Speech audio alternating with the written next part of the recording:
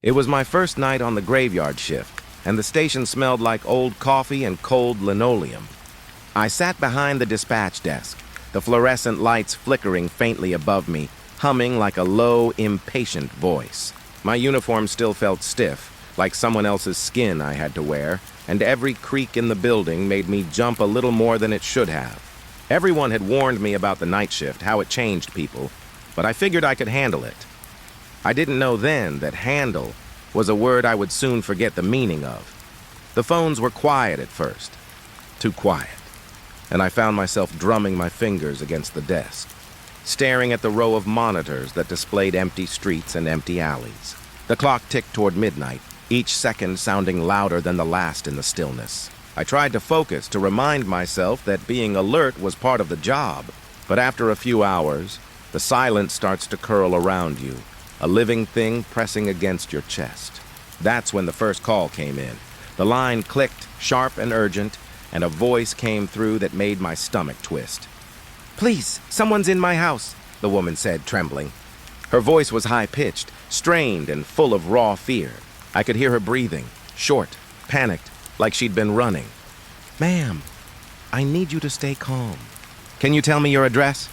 I asked, my own voice sounding louder in the empty room than I expected. There was a pause, just long enough for me to start worrying she'd hung up. Then she whispered, "It's Maple Drive, house number 12. Please, hurry!" I jotted it down quickly, glancing at the map on my screen. I could see the street, dimly lit, quiet, the kind of neighborhood where nothing bad ever happens. That thought made me uneasy. Why would anyone be calling me about something like this at this hour? But her voice didn't lie. It carried the weight of someone who truly feared for their life. "Help is on the way," I said, trying to keep my tone steady. "I'm dispatching officers now. Can you stay on the line with me?" "Yes, please," she whispered. There was a rustle of movement in the background, a thump that made my fingers freeze mid-tap on the keyboard. He's upstairs. I think he's coming down." I felt a cold sweat prick the back of my neck. The call was becoming a recording of panic, her voice caught between trembling and outright terror. "Ma'am, listen to me. Don't go upstairs. Lock yourself in a room. Stay quiet. Can you do that?" "Yes, he's in the hallway." I don't know where to hide." Her voice cracked, a sharp sob following. Then a long, dragging sound, like footsteps across bare floorboards, came through the line. I could almost feel it moving toward her, slow and deliberate. "Ma'am, I need you to stay calm." "Where are you?" "Where exactly?" There was a pause, and then the line went dead. Dead. I hit the redial button, my stomach twisting. My heart was already hammering in my chest. "Hello, ma'am?" "Are you there?" Nothing. Silence. Just the faint buzz of the phone lines. My fingers hovered over the headset like I could physically pull her voice back into the room. I called the officers on duty, my words rushing, jumbled with urgency I couldn't suppress. "We've got a call, Maple Drive, number 12. Someone's inside the house. Female caller? I don't know. She just went silent." There was a long pause on the radio, then the calm, measured voice of Sergeant Holden. "Copy that. Unit 1 is en route. Keep the line open if you can." I sat back in my chair, trembling despite myself, staring at the black screen in front of me. Maple Drive, number 12. My mind tried to picture the house, a simple white siding, the faint glow of a porch light, maybe a little garden in the front. But the way her voice sounded, the raw, almost palpable fear, made the house feel like it was breathing, alive in a way that made my skin crawl. I picked up the line again. "Ma'am, please, I need you to speak to me." There was nothing. Not even static, just the faintest hiss, like the call was straining against silence itself. I felt a shiver run down my spine. For a moment I thought maybe she had hung up. Maybe someone had finally reached her. But then a sound came through the phone. A whisper, soft, almost indistinguishable but unmistakable. "Please. Help me." It wasn't the same voice as before. It was quieter, hollow, echoing, like it had been filtered through a long corridor. I froze. I grabbed my headset tighter, my other hand clutching the edge of the desk. "I'm here. I'm listening. Stay with me, ma'am. Stay with me." Nothing. I tried to call back, but the line was dead again. replaced by that oppressive silence that seemed to press against my ears. My chest tightened. The monitors showed nothing but dark streets, houses sleeping under streetlights, unaware of whatever terror was happening inside number 12 on Maple Drive. I kept looking, as if staring at the screens could somehow find her. Then, just as suddenly as it had started, the room seemed to grow quieter, heavier. I realized I had stopped breathing. Every creak in the old station sounded louder than usual.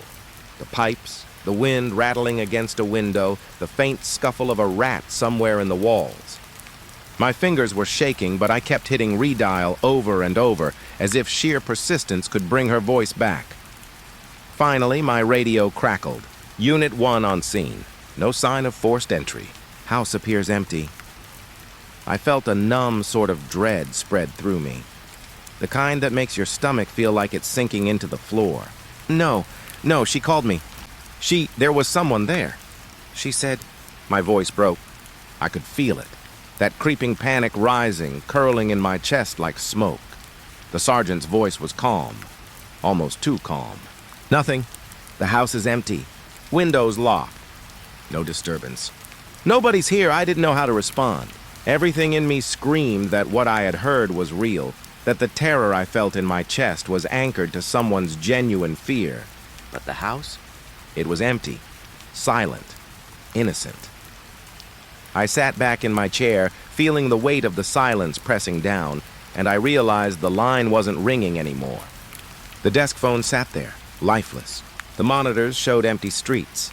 The building hummed with fluorescent indifference, and yet I could still feel her there, somewhere, trapped in the memory of that call. I could still hear her voice, barely audible, just on the edge of thought. Please. Someone's in my house. I didn't sleep that night. I couldn't. Every time I closed my eyes, I could see her face, trembling in terror, shadows stretching across the walls behind her. I tried telling myself it wasn't real, that maybe it was a prank, or a wrong number, or fatigue-twisting reality. But I knew. I knew there had been fear in that voice. I could feel it like an imprint, a bruise on my own chest. I kept replaying it, every detail, every breath, every pause. The sound of footsteps, the sudden silence, the whisper that followed, hollow and desperate. And in that silence, I began to wonder if I was the only one who had heard it. If anyone else had answered that call, would they have felt the same fear, the same sense of being watched? By the time dawn started creeping through the blinds, painting the linoleum with pale light, I realized something that made my blood run cold. I didn't just hear her fear, I felt it. And now, somehow, it was inside me. Inside me. And it wasn't going away. I got in my cruiser, the engine starting with a low rumble that sounded unusually loud in the fog-thickened night. My hands were still shaking from the call. More than shaking, really, they were buzzing with a tension I couldn't shake off. The station felt too quiet now, like it had exhaled when I left. And the road outside swallowed the sound of my tires as I drove. Maple Drive, number 12. I repeated it over and over in my mind, trying to anchor myself, to make sense of the unease that had settled over me like a wet blanket. The fog had rolled in thick, heavier than I'd ever seen it on a night that was supposed to be clear. Streetlights barely cut through it, their halos spreading like dim halos around unseen dangers. Every house I passed looked asleep, windows dark, doors locked, lawns glowing faintly under the halo of street lamps. Everything was normal, everything looked ordinary, and that made the unease worse. As I drove, I noticed something odd. Cars parked along the side of the road, doors ajar, lights on, but no one inside. Some of them looked brand new, others older, all of them frozen mid-motion, like someone had hit pause on reality itself. I slowed down, heart hammering, wondering if maybe I'd stumbled into some sort of accident, a roadblock that hadn't been reported yet. But there was no debris, no damage, no flashing lights, just silence. I took a deep breath and kept moving, telling myself I was imagining things. The adrenaline was playing tricks, fog-bending reality, the kind of night that makes shadows twitch at the edge of your vision. But I couldn't shake the feeling that someone or something was watching me. Something that didn't belong on the streets at all hours. I tried focusing on the map on my GPS, tracing the turns to number 12, but the fog seemed to swallow the streets, hiding the familiar shapes. Then I saw it. A shadow, elongated, moving slowly across the street. At first, I thought it was a tree branch swaying in the wind, but it moved too deliberately, like it knew I was coming. I blinked and it was gone, swallowed by the mist. My stomach twisted. I told myself it was nothing. It had to be. I glanced at the radio, hoping for something, any distraction, but all I heard was the low static hum. No calls, no chatter, just the quiet crackle of emptiness. My mind wandered back to the woman's voice, the raw panic in it, and I shivered. Every instinct screamed at me to turn around, to go back to the station, to run, but I couldn't. It wasn't like the movies. There were no sudden jumps, no grotesque faces appearing out of nowhere. Just small things, subtle, enough to make your mind unravel quietly, piece by piece. I passed another car, headlights dimmed, parked crookedly on the side of the street. The driver's door was open. I slowed, heart racing. "Hello?" My voice sounded ridiculous, swallowed by the fog. No answer. I got closer, peering inside. Nothing. Seats empty, dashboard clean, no indication anyone had been there at all. I felt my chest tighten. Something about the way the fog hung low, the way the trees reached like crooked fingers, made me feel like I had stepped into a place outside of time. Maple Drive finally appeared through the haze. The street looked longer than I remembered, stretching endlessly into the mist. I checked the house numbers, and for a moment I thought I had missed it. Then a faint light flickered through one of the windows. Number 12. The porch light was swinging, but there was no wind. No wind. That thought, small and ridiculous, made my stomach drop. I parked a few yards away, keeping the engine running. I grabbed my radio, fingers trembling. "Unit 1 on scene," I said, voice low, almost afraid I'd break the fragile quiet. No response. Just the static. The empty hum that felt like it was listening to me as much as I was listening to it. I stepped out of the cruiser, the fog curling around my legs like living smoke. The smell of wet earth and something faintly metallic like old blood hit me. My stomach knotted, but I kept moving, telling myself it was nothing, that I was imagining it, that this was just a routine check. The front yard was empty, the grass damp under my boots. The porch creaked as I stepped closer, swinging slightly as if someone had just let go of it. I stopped, listened. Nothing but the soft sound of the fog pressing against the house, the faint hum of my own breath. I thought about the call again. Her voice so scared she could barely speak, the way she whispered that someone was upstairs. My hands were shaking, and I realized I was gripping the flashlight too tightly. I turned it slowly, the beam cutting through the fog and landing on the front door. Nothing. No signs of forced entry. No footprints in the wet grass. Just the ordinary house I had pictured from the map, and yet, my gut told me it wasn't empty. I started walking around the side of the house, trying to find anything that could explain the call. Every corner I turned, the fog seemed to get thicker and the shadows longer. Shapes that weren't there before stretched across walls and windows. I imagined movement behind the curtains, just for a second. Then nothing. My pulse thumped painfully in my ears. I checked the back door. Locked. Windows shut tight. And then I noticed the swing set in the yard, barely visible through the mist. The chains moved slightly, though there was no wind. My stomach sank. I wanted to tell myself it was my imagination, that the fog and exhaustion were twisting reality. But I knew. I knew someone, or something, had been here. I took a deep breath, trying to steady myself, and looked back toward the street. The cruiser was gone, just for a heartbeat. My heart leaped.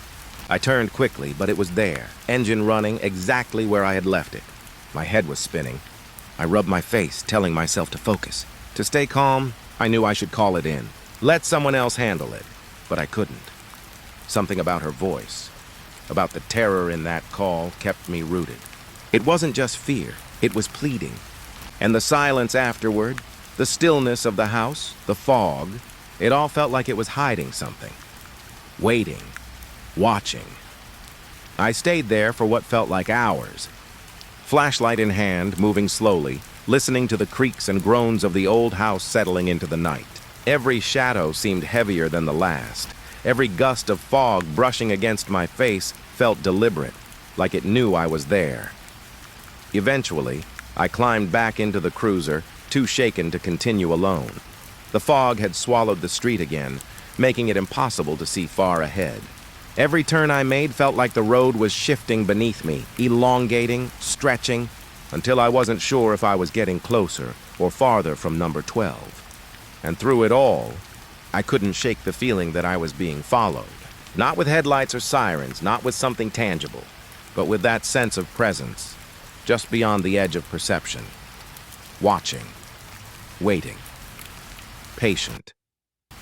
By the time I pulled back toward the station, the street was silent again, the fog thinning slightly as dawn began to creep in. But even as the sun started to rise, I couldn't stop thinking about those shadows. The open cars, the swing set moving in the yard, and the way the night had felt alive, aware of me. I knew then that this wasn't going to be a normal night shift, and that whatever had been on Maple Drive wasn't done with me, or with her. I parked at the end of Maple Drive, gripping the steering wheel tighter than I realized. The street stretched out in the fog like an unending ribbon, each house familiar in shape but blurred at the edges, like a memory half remembered. I had been driving for what felt like hours, even though the station was only a few minutes away. My mind kept replaying the woman's voice, the fear lacing every word, every breath. And now, standing here, staring at the spot where number 12 should have been, there was nothing at all, no house, no porch light, no swing set, no faint glow of a living room window. Just empty earth, wet and dark under the streetlight, the fog curling low to the ground like it had always been there. I rubbed my face, blinking hard, certain I had misremembered the address. I glanced at my GPS. Number 12. I was in the right place. I double-checked the map. Right, here. My chest tightened. My fingers dug into the steering wheel. I tried to tell myself it was some trick of the fog, some weird visual distortion. But something about the emptiness pressed into me, deep and cold. I had a terrible feeling, the kind that starts in your stomach and climbs into your chest until you can barely breathe. Unit 1. What's your status?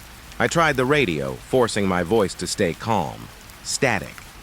I tapped it, adjusted the volume, and tried again. Unit 1 to dispatch. Do you copy? A low, distorted whisper crawled through the speaker. I nearly dropped it. It sounded like someone breathing, but not just breathing, muttering, hissing, words I couldn't quite make out. My name? Maybe. It twisted and cracked, too faint and too close at the same time. I slammed the radio down for a moment, my pulse hammering. I swallowed and picked it up again. Hello? Dispatch? This is Unit 1. I'm on scene. Something's wrong. The whisper came again, closer this time. Almost coherent. Almost calling me. Come. Inside. I froze. My mind screamed at me that it was impossible. There was nothing to go inside, no house. Yet the voice persisted, dragging itself out of the radio like it had a life of its own, stretching and bending, the static crawling along the line like a live thing. I forced myself to get out of the cruiser. My boots sank slightly in the wet earth where the house should have been. I turned slowly, flashlight in hand, scanning the spot where the porch should have stood. Nothing but darkness and fog. And yet the air felt thick, heavy like it was waiting for me. I swallowed hard and spoke aloud, though my voice trembled. Hello, ma'am? Are you here? No answer. Only the whisper in the radio, muttering, weaving words I couldn't quite understand. I took a tentative step forward. The fog wrapped around me, clinging to my clothes, cold and damp. My hands shook so badly I had to grab the flashlight with both. Each breath I took came out in small clouds, tiny ghosts disappearing into the mist. I stepped further, scanning the empty yard. There were no footprints, no signs anyone had been here, yet the earth felt unnaturally soft, like it had been disturbed recently. My stomach churned. I tried to remember what the house looked like, the porch, the siding, the window on the left, and now I couldn't. Only emptiness stared back at me. The memory of it seemed to slip through my fingers like smoke. The whisper returned, crawling through the radio with a voice both familiar and wrong. I heard a syllable that made my blood run cold. My own name. My own name stretched and broken across the static. Unit 1? I dropped to my knees, pressing a hand to my chest. My pulse was erratic, my thoughts scrambling. The rational part of me screamed that this was impossible. No house, no woman, no footsteps. Nothing but the fog and my own imagination. And yet I could feel it. Something unseen pressing down, alive in the emptiness, watching, waiting. I forced myself to stand. I couldn't just sit there. I had to check the area, even if it made no sense. I walked slowly, flashlights sweeping the ground and the fog around me. The radio crackled again. Words this time, almost clear, almost understandable. Don't leave, not yet. I froze mid-step. I looked around, no one. The fog swallowed everything beyond a few feet. My mind raced. Was this a prank? Some sort of trick? But no one in town knew I was on Maple Drive tonight. No one. And the voice, so familiar, almost like it belonged to the woman from the call, but wrong. Twisted. I backed toward the cruiser, but stopped. A figure, just for a second in the fog. A dark shape, tall, standing where the house should have been. I blinked. Gone. My breath caught. My hands were shaking so badly I could barely hold the flashlight. I realized I was whispering her name over and over, almost a prayer, hoping for a response that never came. I turned back to the radio. The whispers were louder now, more insistent, almost like a chorus of voices, overlapping, fracturing, calling, pleading, warning.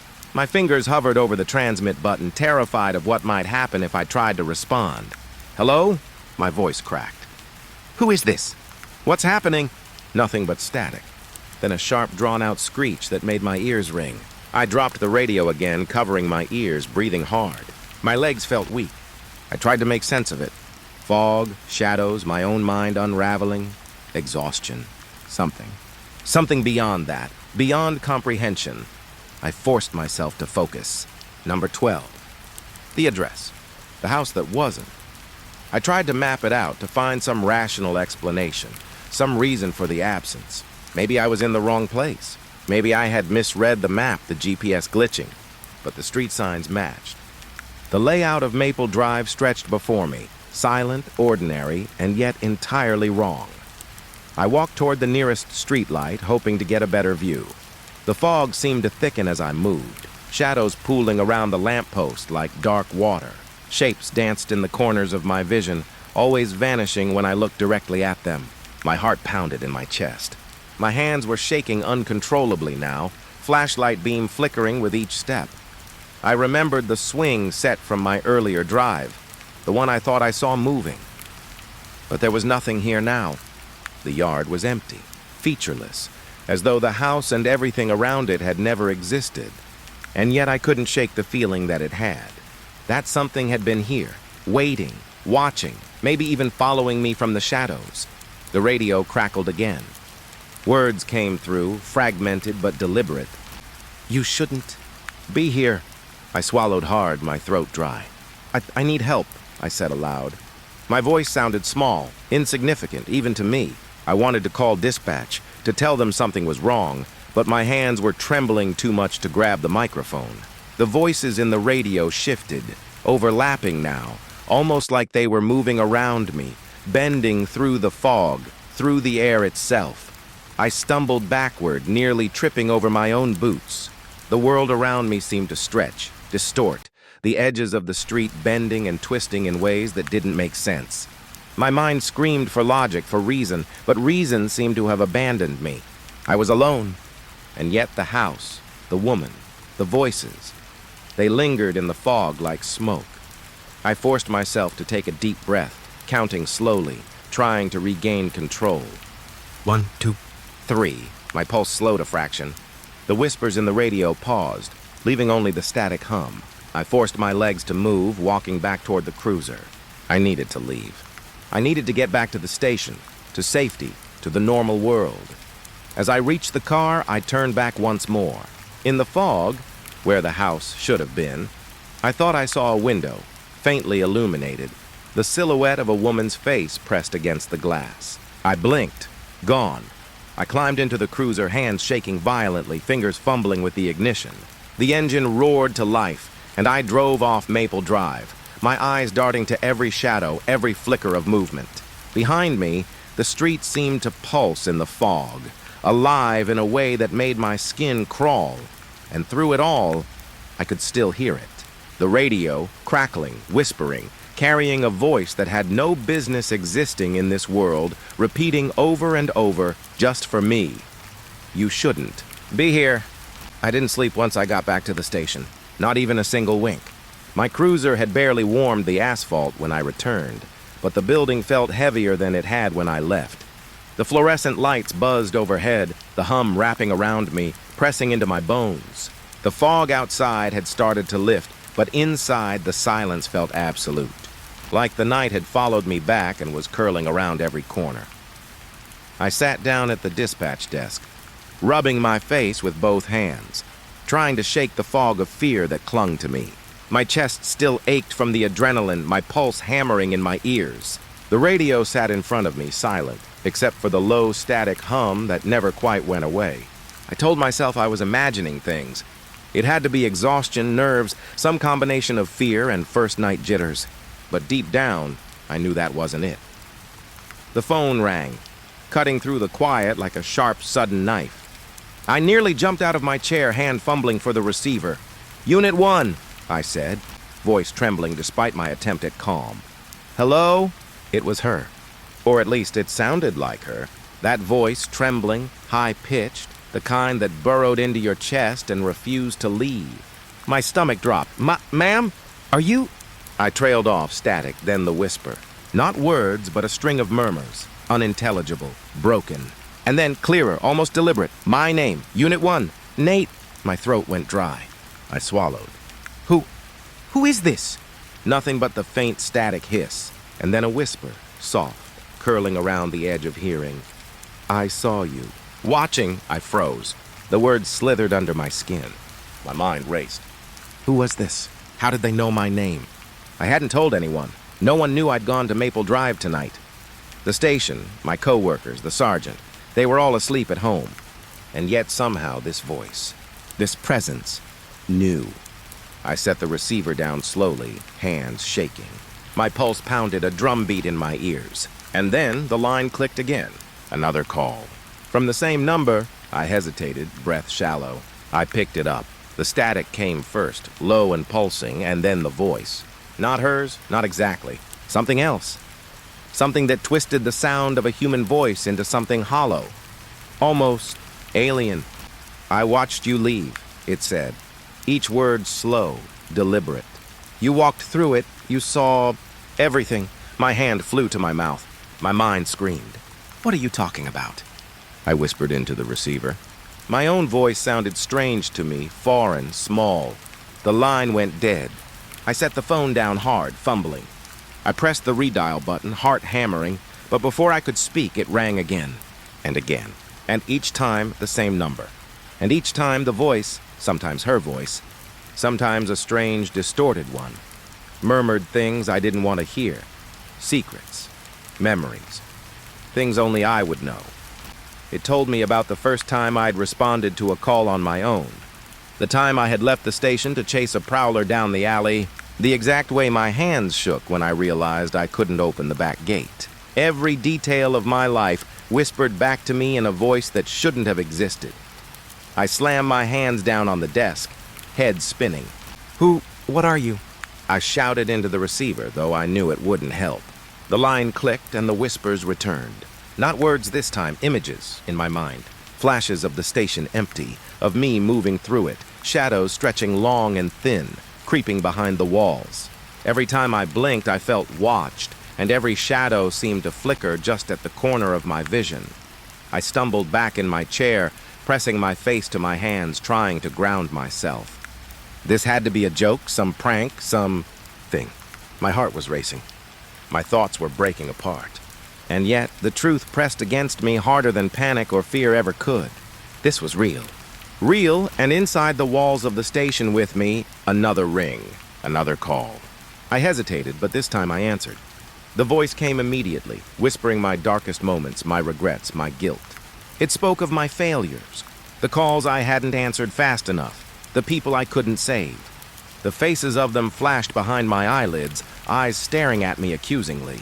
My own shame and fear mirrored in the whispers. I felt something cold brush my neck and I spun around, but the room was empty. The fluorescent lights flickered, and I swore I saw shadows shifting in impossible ways along the walls, stretching toward me and then recoiling when I turned my head. My hands were shaking so badly I dropped the phone. It clattered against the desk. The whispers came again, this time from both the radio and the receiver, overlapping, layered, impossible to locate. They knew me. Every fear, every doubt, every secret I had buried. I could hear them all, whispered into existence just for me. The room felt smaller, tighter, like the walls themselves were leaning in. I staggered back, pressing myself against the wall, trying to breathe, trying to remind myself that I was alone. But I wasn't. The voice, or whatever it was, pressed in, unseen but palpable. I could feel its gaze crawling over me, tracing my spine, burrowing into my skull. It knew me in ways I didn't want to be known. I fell to my knees, hands clutching my head. "Stop, please!" "Stop," I whispered. My voice was hoarse, cracking, barely audible. The static hissed, and then it started to speak again. My name, my failures, my fears, my life, narrated back to me in whispers that no one could know. And yet, here it was, knowing, watching, waiting. Time ceased to exist. Minutes, hours, maybe seconds blurred together. Every ring, every whisper, every distorted word blurred into a single constant dread. I couldn't look at the screens, couldn't move. I could only listen, trembling, caught in the relentless knowledge that something was inside the station with me, inside my life, reading me like a book I thought I'd hidden. And then, silence. Not the kind of silence that brings relief. This was heavier, thicker, almost solid. The hum of the fluorescent lights seemed muted, as if the station itself were holding its breath. My chest ached from holding it in. My pulse was still racing, but the whispers had paused. And in the pause, I realized I could still feel them. Watching, waiting, smiling maybe at the terror they had sown. I sank lower in my chair, rubbing my eyes. Maybe I was hallucinating. Maybe it was exhaustion, the adrenaline finally breaking down. But deep down, I knew it wasn't. The knowledge of those whispers, the invasive familiarity, the way the room seemed to bend and shift when I looked away, it was real. The phone rang again. I froze, my stomach clenched. I didn't want to answer it, but I knew I had no choice. My fingers trembled as I lifted it. Unit 1, her voice, clear, real, terrified, alive, and yet underneath it, something else. Something that wasn't human. Something that whispered my name in a dozen ways at once. I tried to speak. I don't understand. Who are you? What do you want? The line crackled. Then the words came. Slow, deliberate, impossibly precise. I'm always here, always listening, always with you. I felt a cold weight in my chest. The room seemed to pulse with the words. I could hear them not just in my ears, but in my bones, in the walls, in the shadows. My stomach turned. My vision blurred. Every memory, every secret, every unspoken thought I had ever had seemed to leak into the room, being whispered back at me. I dropped the phone again, my hands shaking violently. I sank back in my chair, head in my hands. I couldn't breathe. I couldn't think. I could only feel the eyes of something that shouldn't exist pressing down on me, dissecting me, knowing every corner of my mind, and through it all, the whisper persisted, both terrifyingly intimate and impossibly distant. You can't hide. You never could. You never will. I stayed there, rocking slightly, whispering to myself, trying to convince myself it was impossible. I tried to make the fog of fear leave me, but it wouldn't. The phone, the radio, the station itself, they had become extensions of whatever was in the room with me. I was trapped inside my own life, my own memories, my own fear. Hours passed, or maybe minutes. Time had lost all meaning. The whispers never stopped entirely. Even when I tried to sleep, I could hear them, faint, insistent, waiting. And I realized something that made my chest tighten in a way that nothing else ever had. I wasn't alone. I hadn't been alone that night, and I wouldn't be again, even after the sun rose, even after the station emptied for the day, even after I left. Whatever was in the calls, whatever had found me, it was still there. watching, waiting, listening. And I knew, deep down, that it knew me better than I knew myself. I could never forget it. The night was quiet in a way that felt unnatural. The kind of quiet that presses against your ears and settles deep in your chest. I had been on this route for years, driving the same stretch of road through the outskirts of town, past the empty fields and shuttered houses. It was routine, familiar, but tonight there was a tension that I couldn't shake. Maybe it was the fog curling low over the asphalt. Or maybe it was just that instinct you get after years on night patrol. The one that tells you something is off even before your mind can see it. My cruiser rolled along, tires humming against the road, the only sound besides the faint whine of the heater. The dashboard lights painted the interior in a cold green glow. I sipped from a half-cold cup of coffee, letting it warm my hands, and watched the road stretch ahead like a ribbon unraveling into nothing. I was thinking about nothing, mostly, letting the night swallow me when I saw him. At first I thought it was a deer. The headlights caught a figure standing in the middle of the road, perfectly still. My stomach tightened. It was a man. A man standing there like he was waiting for something, or someone. I slowed the cruiser, foot easing off the gas. "Hey," I called out, though I knew he couldn't hear me yet. The fog muffled the sound, and the distance made it sound swallowed, like my voice was being dragged into the darkness. The man didn't move. He just stood there, arms at his sides, head tilted slightly, like he was studying me as I approached. There was something about him that didn't fit. Too calm, too deliberate. The way the headlights bounced off his face made it hard to see his features, but there was a sense of wrongness. I reached for the radio, thumb hovering over the button. "Dispatch, this is Unit 3. I've got a man standing in the middle of..." Road clearance unknown. "Approaching slowly." My voice sounded steadier than I felt. Years on the force had trained me to control my tone, but my gut was screaming. The man didn't flinch. He didn't even seem to notice me. He just waited. I slowed the cruiser to a crawl, gripping the wheel tighter. Something about the way he stood there made the hairs on my neck stand up. My mind started racing, running through the possibilities. Stranded, drunk, lost, trying to flag someone down. But even the thought didn't make sense with the way he was positioned, rigid almost, geometric in his stillness. I leaned forward, peering through the fog, trying to catch a better glimpse. And that's when I noticed it, his eyes. They reflected the headlights, but not like normal eyes. Not with life or warmth, just a flat, cold sheen. My stomach dropped. I'd seen a lot in my years, things that stayed with you, but this was different. This wasn't human. At least, it didn't feel human. I brought the cruiser to a full stop a few feet away, door slightly ajar, my hand still on the radio. I wanted to call for backup, but something held me back. Something that felt like recognition, like this man, or whatever he was, had been waiting for me. Waiting for this moment. "Sir," I said slowly, keeping my voice low but audible, "you need to move off the road. You're going to get hit." Still nothing. No shift, no twitch, no acknowledgement.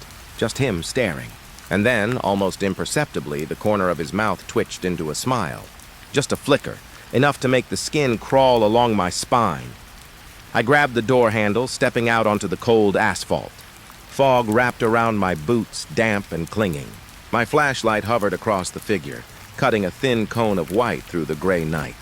The man's features sharpened under the beam, pale, almost waxy skin, eyes too dark and too wide, and a grin that stretched slightly too far across his face. "Sir?" I said again, voice steadier than I felt. I kept the flashlight trained on him, every instinct screaming at me to stay calm, to maintain control. He tilted his head almost casually, and for a moment, it seemed like the smile widened. Then he raised a hand, slow, deliberate, and pointed behind me. My chest tightened. I spun, scanning the road, my mind racing. Nothing. Just the fog curling across the asphalt, streetlights dim and distant. When I turned back, he was closer. Not moving like a normal person would, not stepping or walking, just closer. The distance had shrunk somehow, impossibly. My breath hitched. The radio on my belt buzzed. A faint static at first, then a low, distorted voice whispering something I couldn't quite make out. I yanked it off. Nothing but silence. Okay, I muttered to myself. I could feel my pulse hammering in my ears. Years of training told me to stay calm, to assess the situation, but the instinctual terror was crawling up my spine, nail by nail. I backed toward the cruiser slowly, keeping my flashlight on him. He didn't run, didn't flinch. Just moved closer. A step? Or was it the shadows shifting? My mind couldn't tell. It didn't obey normal rules. I reached the cruiser and swung the door open, tossing the flashlight inside. My hands shook as I slid in and slammed the door, locking it automatically. The engine roared to life, headlights cutting through the fog. I kept my eyes on the road, half expecting him to step out in front, half expecting him to vanish entirely. Neither happened. I pulled slowly back, then accelerated cautiously. When I glanced in the rearview mirror, the figure was gone. No trace. Nothing. Just fog curling along the roadside, ordinary, silent, and yet the feeling of being watched didn't leave me. My hands gripped the wheel tightly, knuckles white as I drove the route I had known for years. But it felt different now.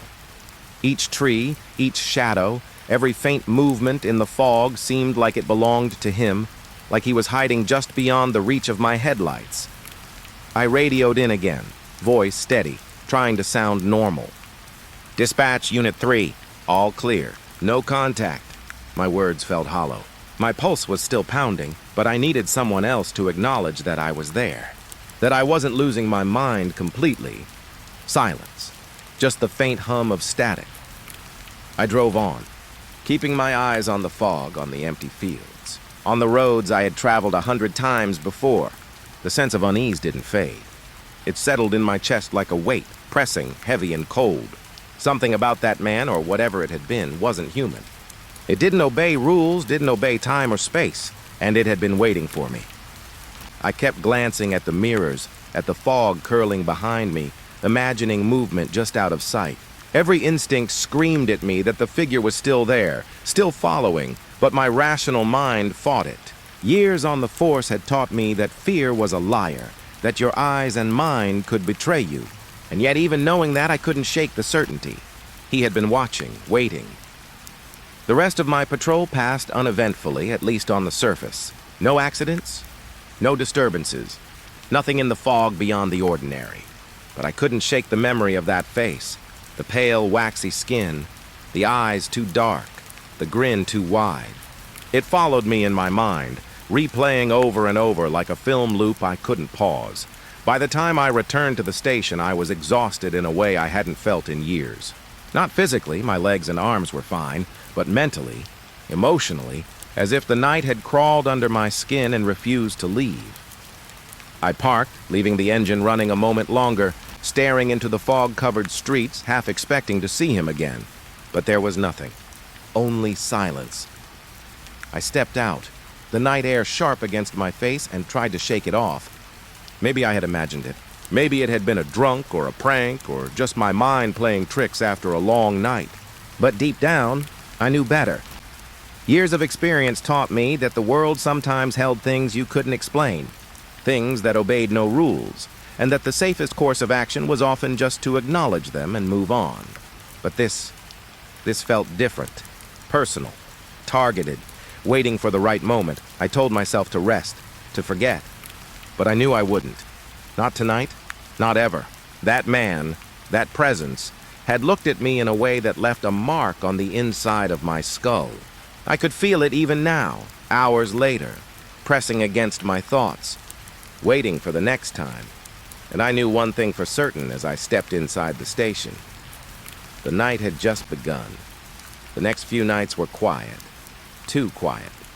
At least, that's what I told myself. Same route, same roads, same empty fields blanketed in fog. You'd think after 20 years in uniform, I'd stop letting the quiet get to me. But lately, it wasn't the silence that bothered me. It was what lived inside it. That first night, I convinced myself the man in the road was a fluke. Some drunk, maybe a vagrant wandering the back roads. The rational part of me tried to believe that. But deep down, somewhere underneath the badge and the training, I knew better. Because every time I closed my eyes, I could still see him, standing perfectly still in the middle of that road, watching, waiting. The first time I saw him again was 3 nights later. It was around 2 in the morning. My usual circuit along Highway 19. The fog was thick again, the kind that swallowed sound and light. The kind that made the world feel like it had shrunk down to the few feet in front of your headlights. I was driving slower than usual, the tires whispering along the asphalt when I saw something, just a flicker of movement on the shoulder. I hit the brakes. The cruiser came to a slow stop. My heart was already racing before I even focused on what I'd seen. There he was, same posture, same stillness. He stood about 30 yards away this time, just beyond the reach of the headlights, the fog curling around him like a curtain. I couldn't see his face clearly, but I didn't need to. I knew it was him. Every nerve in my body recognized that silhouette. The way he held his arms, the tilt of his head, the complete absence of life in the way he moved. Except he did move. Just slightly, like the fog itself was breathing around him. I gripped the steering wheel tighter, knuckles whitening. "Not again," I muttered to myself. I radioed in, voice steady. "Dispatch, this is Unit 3. Possible pedestrian on Highway 19. Gonna make contact."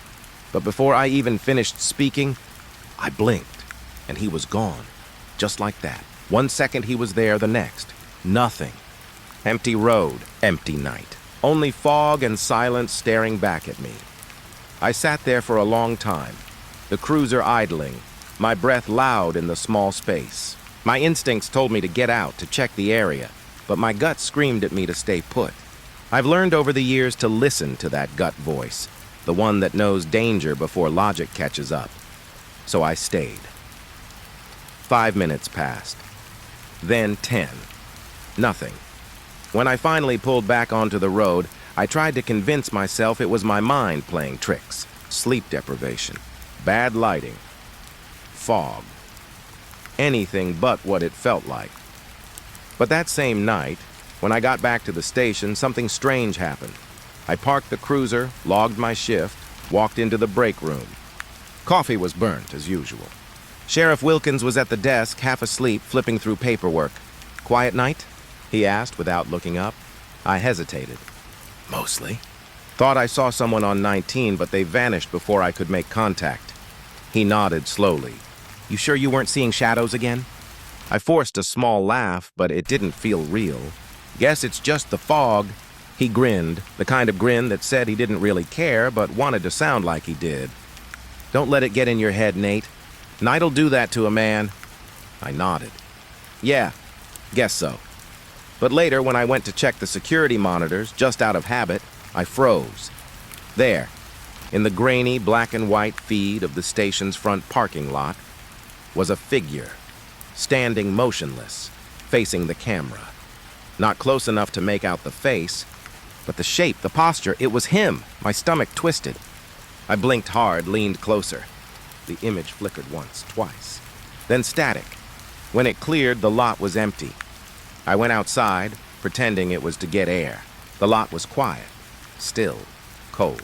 My breath fogged in front of me, and for a second, I thought I saw something move near the tree line, a flicker of shadow. I stood there listening. Nothing but the faint hum of the highway. Still, I couldn't shake the feeling that he'd been standing right there, watching me. The next night, I saw him again, this time, closer. I was driving the back road near Ridge Creek, about half a mile from the station, when the cruiser's headlights swept across the tree line, and there he was.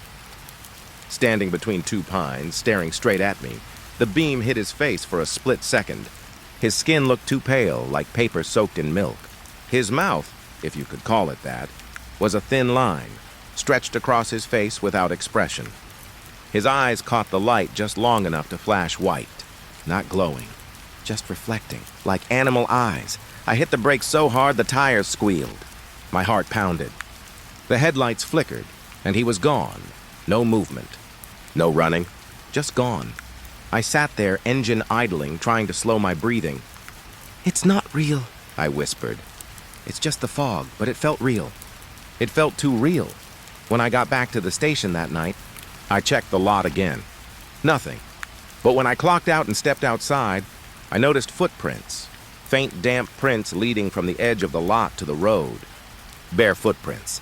I knelt, touched the asphalt. It was still wet, fresh. He'd been here, again. The next few nights blurred together. I barely slept. I'd drive my route, catch glimpses of him, sometimes in the distance, sometimes closer, always still, always silent. Each night he appeared a little nearer to the station, a little nearer to me. No one else ever saw him. Not Wilkins, not the rookies, not even the night janitor who swore he saw ghosts in the old holding cells. I'd point at the monitors, the cameras, the footage, and every time I rewound it, he'd vanish. The screen would cut to static. Wilkins started looking at me differently. "You all right, Nate?" he asked one morning. "You've been off lately." "I'm fine," I said, too quickly. He nodded, slow and knowing. "You know, if you need a few nights off." I said I'm fine, and maybe I almost believed it. Until the 5th night.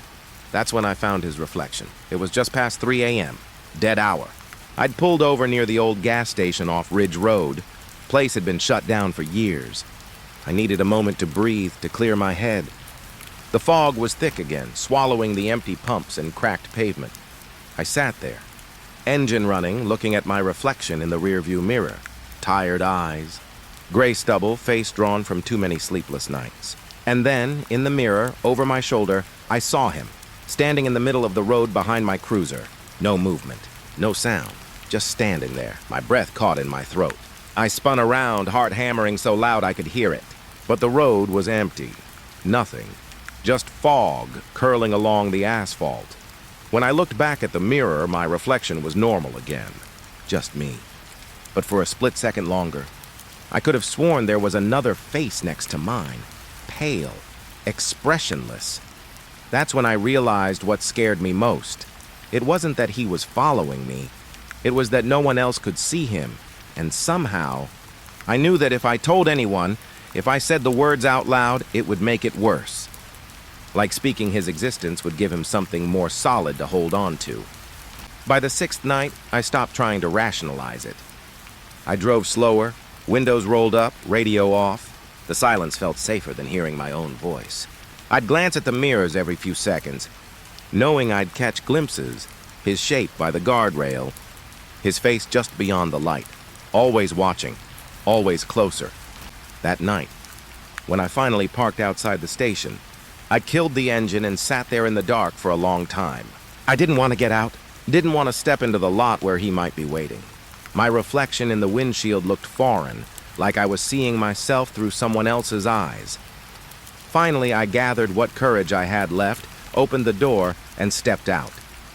The air was cold, still. My boots crunched on the gravel. The lights from the station glowed faintly through the fog, but something about them felt distant, like the world was folding inward. And then I heard it. A soft sound behind me. Not footsteps. Breathing, slow, steady, close. I turned slowly, my throat tight. The lot was empty. But I could still feel him there, standing somewhere just outside the reach of the light, watching me, waiting for me to see him again. I didn't go inside right away. I just stood there, frozen, until the fog thickened enough to swallow the lot entirely. And when it did, I thought I saw movement. Just the faintest outline of a man, standing motionless near the trees, a little closer than before. I was on the radio again. Another routine call, or at least that's what I thought it was going to be. The station had been quiet for hours, the usual hum of fluorescent lights and distant highway traffic filling the background. My fingers drummed against the console, my eyes flicking to the monitors. The streets outside were fog-laden, the kind of night that made every shadow twitch and grow, the kind of night where silence itself seemed alive. Dispatch crackled in my ear. Unit 3, we've got a call. Possible trespasser near the old warehouse district. Nothing confirmed. Proceed with caution. I exhaled slowly, trying to settle my pulse. Trespassers weren't unusual, not on my shift, but my mind was still tangled in the last few nights. The man I had seen standing on Highway 19, the reflections, the footsteps in the fog. Every time I thought about him, my chest tightened, a cold weight pressing down. I grabbed the radio and keyed in, voice calm but firm. Unit 3 en route. ETA 5 minutes. The warehouse district was a cluster of abandoned buildings, half-fallen roofs and broken windows reflecting faint light from the street lamps. I drove slowly, headlights cutting through the thick fog. My senses were on edge. Every rustle of wind against corrugated metal sounded like footsteps. Every puddle on the asphalt seemed to ripple with movement. And then I saw him. The man. He was standing in the middle of the street, perfectly still, just as he always was. Only this time, something was different. The fog seemed to curl around him tighter as though it belonged to him. The streetlights stretched the shadows long and thin, bending the edges of reality. I brought the cruiser to a halt. My hands gripped the wheel, knuckles white. "Not again," I whispered. I reached for the radio. "Dispatch. Unit 3, I've got a visual. Male standing in the road. No movement. Requesting advice." Static. The static stretched, low and buzzing, and then an unmistakable voice. My voice. My own. Recorded, distorted. Coming through the earpiece. "Don't. Look! Away!" it whispered. Broken, but deliberate. My stomach dropped. I twisted in my seat, scanning the fog. The man was still there, head tilted, eyes reflecting light in the same hollow way they always did. But the air around him felt wrong, pressed in on me, tightened. I opened my mouth to speak, but couldn't. Words lodged in my throat. My fingers hovered over the radio, trembling. The voice repeated, "You're too late! He's waiting for you." I swallowed hard, voice finally finding itself. "Who's there?" "Identify yourself." The fog around him thickened, curling into patterns that almost looked like hands. And then, without warning, he vanished. No step, no movement, no flicker. Just gone. My pulse spiked. I spun in my seat, headlights sweeping the empty street. The mist hung in the air, pale and solid. But the man, he was gone. My fingers clutched the wheel so tightly my nails dug into my palms. Then the radio crackled again. But this time it wasn't static or distorted echoes. It was him, not words this time, not a whisper. A single, clear, bone-chilling message, as if the world itself had formed the sound and pressed it directly into my skull. "You can't hide. You never could." I froze. My breath caught in my throat. The words lingered in the air, vibrating in my chest. I reached for the radio again, voice quivering. "Unit 3. Repeat! Repeat! What the hell is that?" No answer. Only a low hum. A tension that seemed to stretch between the air around me and the fog. I glanced back toward the empty street, expecting him to reappear. But there was nothing. Just fog, silence, and the empty warehouses staring like dead eyes. I got out of the cruiser, heart hammering, boots crunching against the gravel. I needed to confirm that he wasn't playing some impossible trick on me. The night was cold, the air thick with mist, and every step felt heavier than the last. I swept the flashlight across the buildings. Shadows stretched unnaturally, bending in ways my mind refused to accept. I called dispatch again. "Unit 3 on foot, investigating the area. No visual yet. Over. Static." I pressed the button again, louder this time. "Dispatch? Do you copy?" "Unit 3, over." Nothing. And then from the static, the message came again. Same words, but this time closer, almost in my ear. "You never leave. You can't leave. You belong here." I stumbled back, heart racing, flashlight shaking in my hand. The air felt thicker now, almost solid, pressing against my skin. My mind screamed at me to rationalize it, to dismiss it as stress or fatigue, but deep down, I knew there was nothing to rationalize. I turned slowly, scanning the street, and that's when I saw the faintest outline, just for a second. A shadow, tall, elongated, curling in the fog. My gut froze. My hands gripped the flashlight until my knuckles ached. I tried to move, tried to call out, but my voice wouldn't come. The shadow vanished the instant I blinked. I backed toward the cruiser, breathing hard, trying to steady myself. Every instinct screamed at me to leave, to drive back to the station and lock the doors. But I couldn't. Something rooted me there. Something that felt alive in the fog, watching me, waiting. I got back into the cruiser finally, trembling, and locked the doors. Headlights cut through the mist, but the street remained empty. The sense of being observed pressed down harder than any physical weight I had ever felt. My pulse rattled my chest, ears ringing, mind straining to comprehend. And then, the radio buzzed one last time. A whisper, slow and deliberate almost. Satisfied. See you soon. I dropped the radio. My hands shook.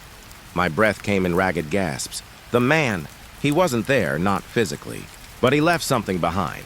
A presence, a mark on the night itself. A reminder that no matter where I went, he could reach me. I sat in the cruiser for what felt like hours, staring at the empty street. Every streetlight, every curve of asphalt, every wavering shadow seemed to hold him, seemed to twist and bend with the memory of his disappearance. By the time I drove back to the station, the fog had lifted slightly, but the chill in my chest didn't fade. The warehouse district lay behind me, dark and silent, but I couldn't shake the sensation that he had stepped into the cruiser with me. That same hollow stare, the cold, empty eyes, the faintest trace of that distorted, whispering voice. I sat at the dispatch desk afterward, hands wrapped around a cup of black coffee. I wanted to believe it was over, that the man had vanished, truly vanished. But the message lingered in my head, the way it vibrated in my chest, the way it pressed into my thoughts, the way it refused to let me forget. You can't hide. You never could. See you soon. Hours passed. The station remained quiet, monitors flickering faintly, distant hum of the fluorescent lights overhead. I tried to log the incident, typing slowly, deliberately, careful not to speak the words aloud. Writing it down somehow made it real, and that was a truth I wasn't ready to face yet. I poured another cup of coffee and stared out the window at the empty lot. The fog was gone, but the memory of it remained. The man, the whisper, the sudden disappearance, it wasn't something you just forget. It settled into your chest, into your lungs, into the very bones of your body. And I knew he hadn't gone. He had left a message, a warning, a promise. And that promise was alive in the night, in the stillness, in the fog that could return at any moment. I would see him again. I had no doubt. I remember the first time it happened like a scar etched into my memory. I was sitting at my desk, headset snug over my ears, the glow of the monitors painting my face in pale blues and greens. It was late, past midnight, but the calls kept coming. That's how it always is in dispatch. You're awake when everyone else sleeps, staring at numbers you don't recognize, voices you can't see, problems you can't solve. I'd been on the graveyard shift for just over 6 months, enough time to know the rhythm of the night, the way it makes small things enormous. A siren in the distance sounds closer. A car door slams and the echo lasts longer than it should. But that night, it wasn't the usual noises that set my teeth on edge. It was something else. The first call came through just after 1 a.m. The line clicked, the faint hiss of static filling my ears. I adjusted the volume, thinking maybe the caller was using a bad phone line. "Hello? Hello?" I said. My voice sounded hollow in the quiet room, and I tried to sound calm, professional. Nothing but static. Then, soft, almost imperceptible, a sob. Low, shaky, like someone holding back a scream. I froze, my hand hovering over the keyboard. "Ma'am, are you okay?" The sound stopped. Then came a whisper, distant and fractured. "Please, help." I blinked at the screen.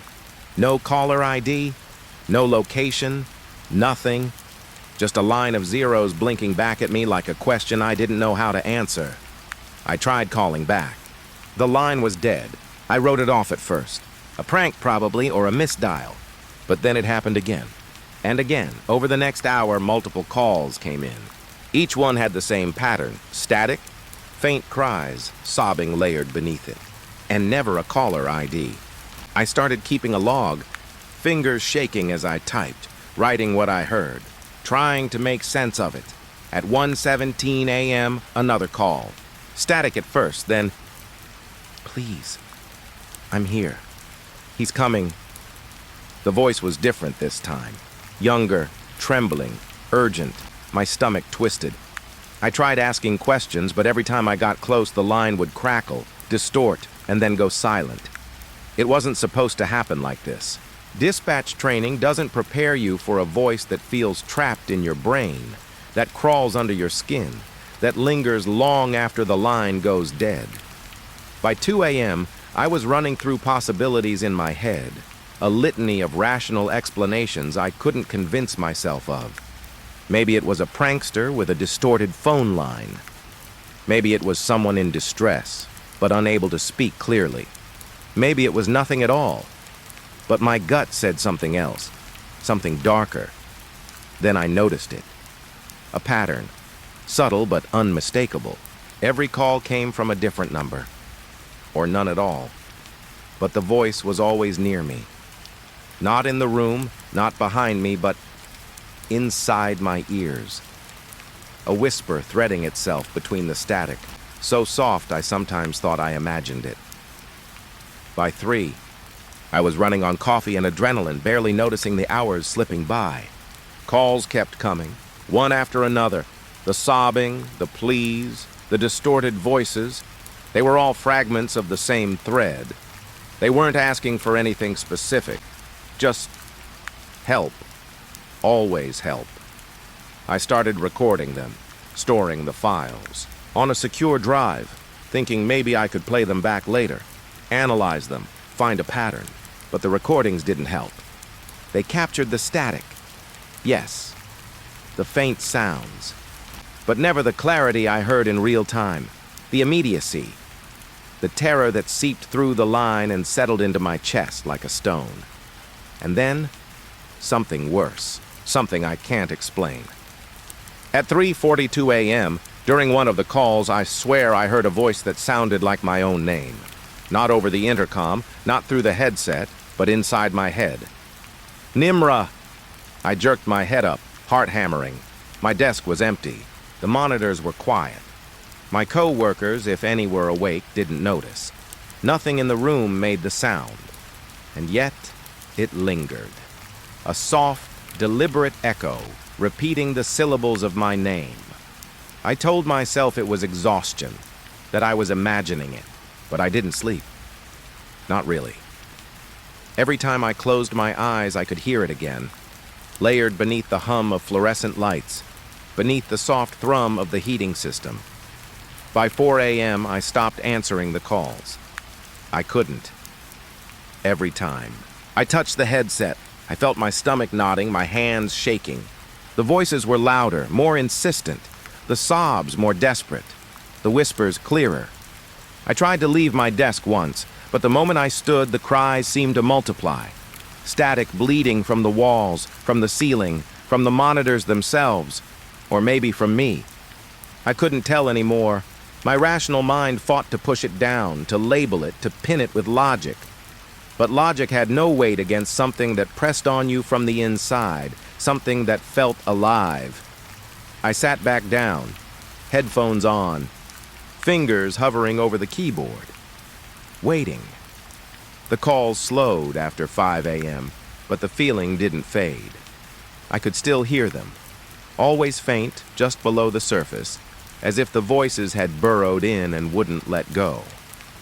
I replayed the recordings, the sobs, the whispers, the broken sentences. They made no sense, and yet they did.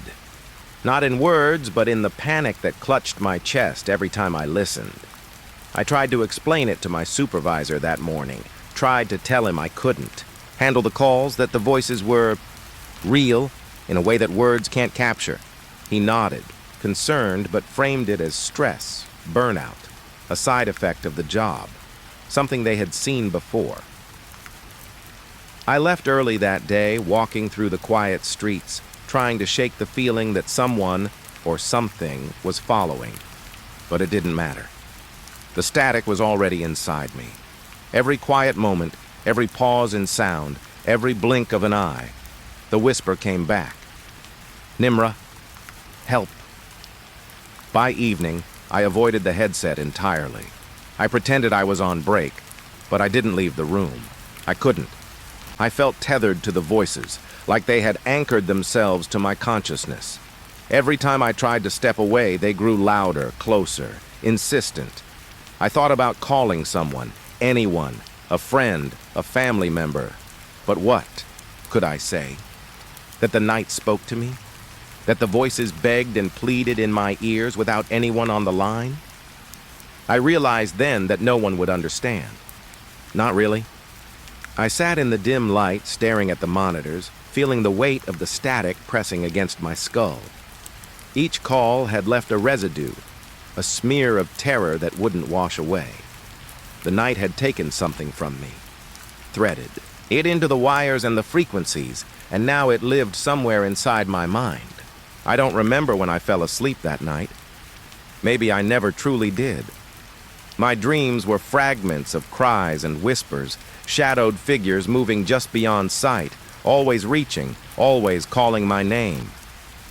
When the morning shift came in, the voices didn't leave. They lingered, soft and insistent. I pretended to answer the phone, to log calls, to be professional.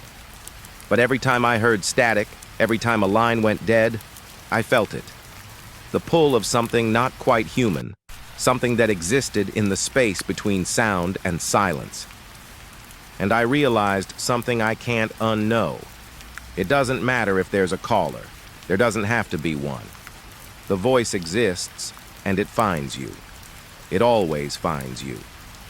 I keep a notebook now, filled with timestamps and descriptions, trying to impose order on the chaos. But order doesn't matter. The static is patient. It waits. It whispers. And I listen, whether I want to or not. Because if I stop listening, I don't know what happens.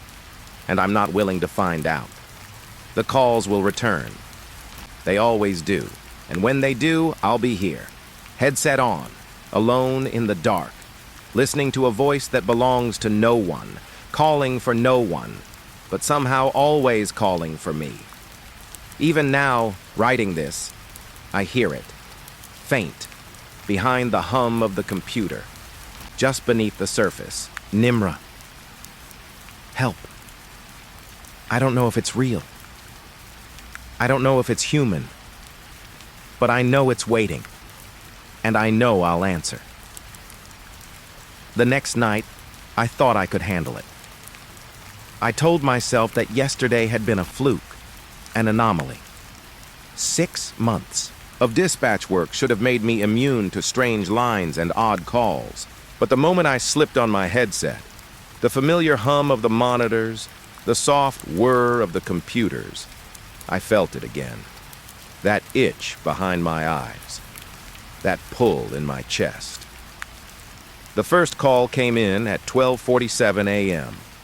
I hesitated, fingers hovering over the keyboard. My heart beat unevenly, a rhythm I couldn't control. The line clicked. Static. The faint sobbing returned, this time clearer, more desperate. I swallowed, trying to steady my voice. Hello? Can you hear me? I asked. A pause. And then, my name. Nimra! I froze. My stomach lurched. I told myself it wasn't real, that it was just a coincidence, a trick of the mind. Names echo in our ears all the time, right? But the voice, it wasn't neutral. It was intimate, personal, trembling with panic. Not just speaking my name, it was pleading with me. I typed my log with shaky fingers. Timestamp, unknown caller, no location, sobbing, whispered name. Over and over I wrote it down. I had to. I had to have proof that this was happening, that it wasn't just my mind unraveling. And then I noticed something I hadn't before. A pattern. The calls weren't random. The pauses, the static, the moments of silence. They followed a rhythm. Sometimes a pause, sometimes a distortion, then a whisper. Always my name. Sometimes, mixed with fragmented words, help, don't leave, he's coming. I started tracking it, mapping it, trying to make sense of the chaos. My handwriting became messy, erratic, scratching furiously at the edges of the notebook, as if the act of writing could trap the voices, make them stop. But they didn't. By 2:15 a.m., the pattern was undeniable. The voices weren't just calling, they were responding. When I hesitated, they grew louder. When I answered, they softened, as if acknowledging me, testing me. It was impossible to explain, and yet every fiber of my being knew it to be true. I felt eyes on me, not in the literal sense, but in the way the air seemed to press against my skin, in the way my hair stood on end every time the static shifted. It wasn't just voices anymore, it was presence, watching, waiting. One call came through at 2:42 a.m. Static. A high-pitched hum. And then, "Nimra, don't look away." I gripped the edge of my desk. My pulse thundered in my ears. My fingers shook as I typed. My rational mind screamed at me to hang up, to step away, to escape. But something inside me wouldn't let go. Something tethered me to the line, to the voices, to the sound of my own name being spoken like a warning. I started to recognize fragments, a whisper here, a broken word there. "He's here. Don't..." I tried to answer. "Who is this? Where are you?" My voice sounded small, weak, swallowed by the hum of the equipment. Static answered me. Then a soft, deliberate laugh. Not warm, not human, just hollow. My stomach turned. I closed my eyes, imagining the worst, picturing someone somewhere, trapped and screaming. But even then, the image felt wrong, distorted, like the call wasn't coming from a place in our world at all. By 3:30 a.m., I was obsessed. I began recording every nuance, every whisper, every inflection. I played them back, slowing them down, speeding them up, trying to find a code, a message, anything. But the more I listened, the less sense it made, and the more real it felt. The voices started blending.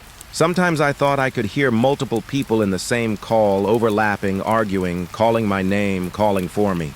My head throbbed with the weight of it. I had to pinch myself to remind myself I was alive. And then, something terrifying happened. One line, just a whisper at first, spoke a memory only I knew. Under the bridge, alone, my breath caught. I sat frozen. My heart slammed against my ribs. Only I knew that memory, that exact moment. And yet here it was, spoken through the static, through the distance of a call that didn't exist. I felt tears sting my eyes. My hands clutched the notebook as if holding on to my own sanity. The calls kept coming. At first, sporadic, then continuous. One after another, a stream of voices, whispers, cries, each one tethered to me in a way that made it impossible to ignore. My name repeated endlessly. Sometimes gentle, sometimes harsh, sometimes almost accusatory. Nimra, Nimra. I stopped keeping track of time. Hours blurred together. The voices didn't rest. I didn't rest. I started skipping meals, forgetting to drink water. My coworkers noticed. A few asked if I was okay. I smiled, nodded, whispered, "Fine." But inside I was unraveling. At 5:02 a.m., something changed. The whispers grew sharper, clearer, and then for the first time they spoke in complete sentences. "Don't leave the desk. Don't stop listening. He's coming for you." I jerked my head up. My hands were frozen over the keyboard. My stomach twisted in a knot. I tried to tell myself it was a prank, some automated voice generator, but the words, they weren't random. They knew me. They knew my fears. I realized then that this wasn't about a caller. It was about me.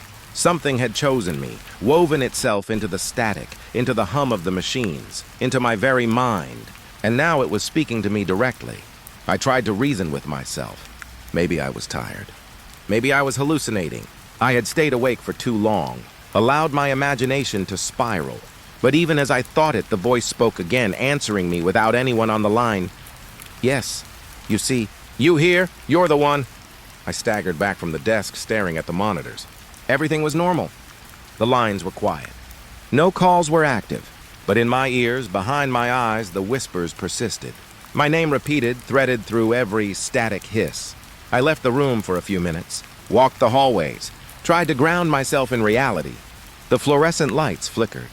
My shadow stretched too long along the walls. I felt a presence behind me with every step. But when I turned, there was nothing.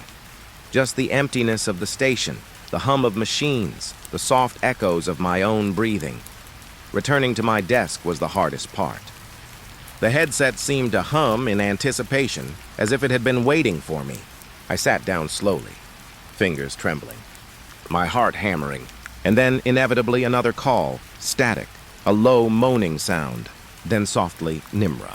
Closer. I closed my eyes, tried to block it out, tried to remind myself that it was nothing, that I was imagining it, but the voice persisted, layering over my memories, my fears, my thoughts. It wasn't just speaking to me, it was inside me, filling the spaces between my nerves, tugging at something I didn't understand. The calls began to form sentences again, fragmented, disjointed, but unmistakably directed at me. Remember, you left him? You can't hide. Soon. I didn't recognize all of the words, but the tone. The tone carried a weight, a malice, a purpose I couldn't identify. I felt trapped, tethered, ensnared in a web I didn't understand. By 6:15 a.m., I was shaking, sweat on my brow, my fingers white on the keyboard, every muscle in my body tense. I realized with a sinking, terrified clarity, the voices weren't random. They weren't accidents. They were patterns, woven into the night, into the lines, into the static, and I was the one they had chosen to recognize them. I didn't sleep that day. Not really. Every time I closed my eyes, my name echoed in the dark, whispered, called, shouted. My dreams were filled with fragmented calls, distorted faces, shadows that moved just beyond recognition. I saw places I hadn't been, memories I didn't have, all speaking my name, all demanding attention. I avoided the headset the following night, pretended to be on break, pretended I could ignore it, but the voices were persistent. They didn't need a line. They didn't need a call. They were in my head, threaded through the static that clung to the edges of my thoughts. I began to notice the patterns more clearly. The timing of the calls, the pauses, the way the voices overlapped. Sometimes they would speak in unison. Sometimes they would argue. But always, they would call my name. Always. I wrote everything down. Every timestamp, every word, every intonation.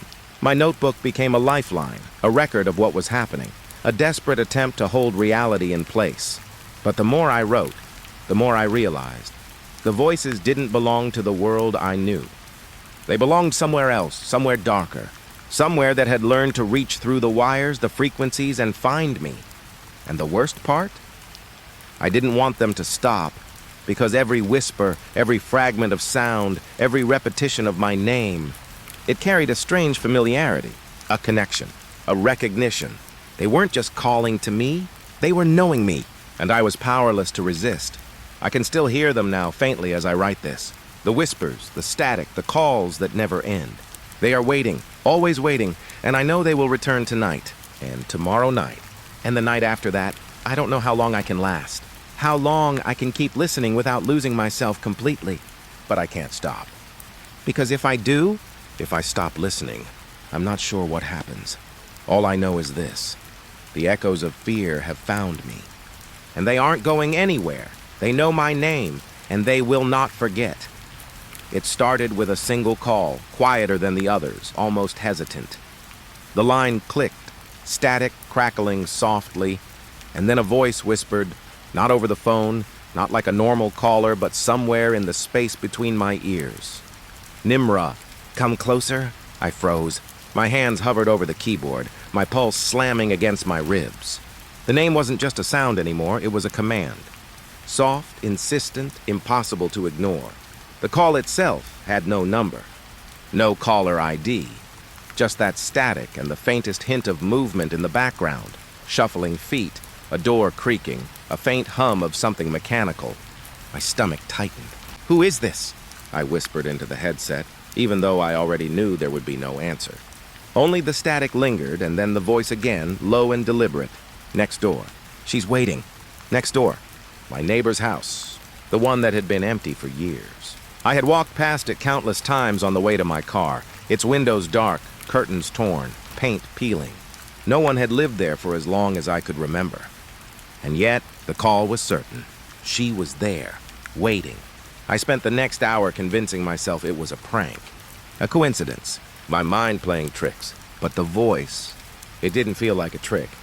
It felt precise, intentional, and something inside me couldn't resist. By midnight, I was in my coat, keys in hand, stepping out into the cold night. The streets were empty, the kind of quiet that presses against your skin and makes your ears ache. I told myself I wasn't afraid, even as the hairs on my arms stood up, even as the static hummed softly in my mind, repeating my name. The house loomed ahead, dark, silent, its silhouette jagged against the pale glow of the streetlights. I hesitated at the gate. Rust had eaten through the latch, but it still held. I pushed it open. The screech of the metal echoed down the empty street like a scream. My breath fogged in the cold air. I wanted to turn back. My rational mind screamed at me to go home, to get under the warmth of my blankets and pretend the voice had never called. But I couldn't. My feet moved forward on their own, toward the dark, toward the house, toward whatever waited inside. The door was slightly ajar. I didn't remember it ever being opened before. The hinge groaned as I pushed it, stepping into the stale, cold air of the house. Dust rose in lazy spirals around me, disturbed by my movement. The smell hit me immediately. Mildew, rot, and something else. Metallic, almost sweet, lingering in the corners. The voice again, low, patient, echoing somewhere deep inside my chest. Not coming from a person, not from the house. From everywhere at once, I moved through the hallway. Wallpaper peeled from the walls like old skin.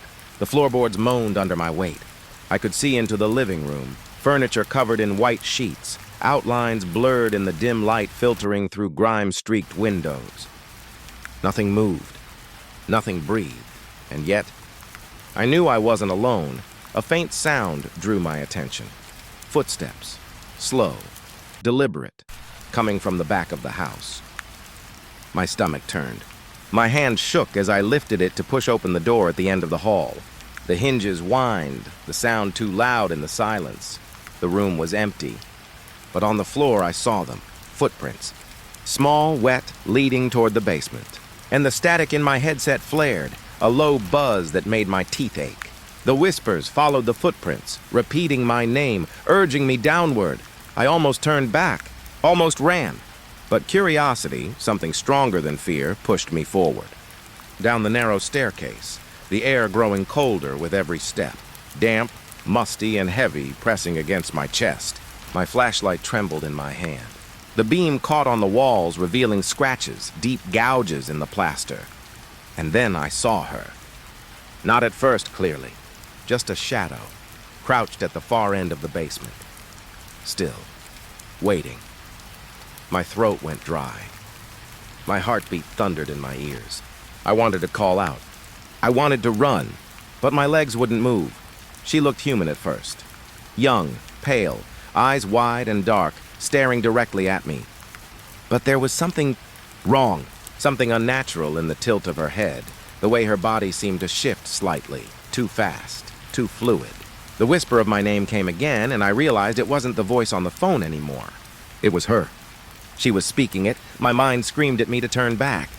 I wanted to flee, but fascination, morbid and irresistible, rooted me to the spot. I stepped closer, and she didn't move. Not a twitch, not a blink, just waited.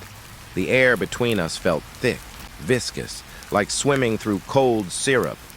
I noticed the walls then. Scrawled words etched deep into the plaster with something sharp. Don't leave. He's coming. Follow. My hands trembled.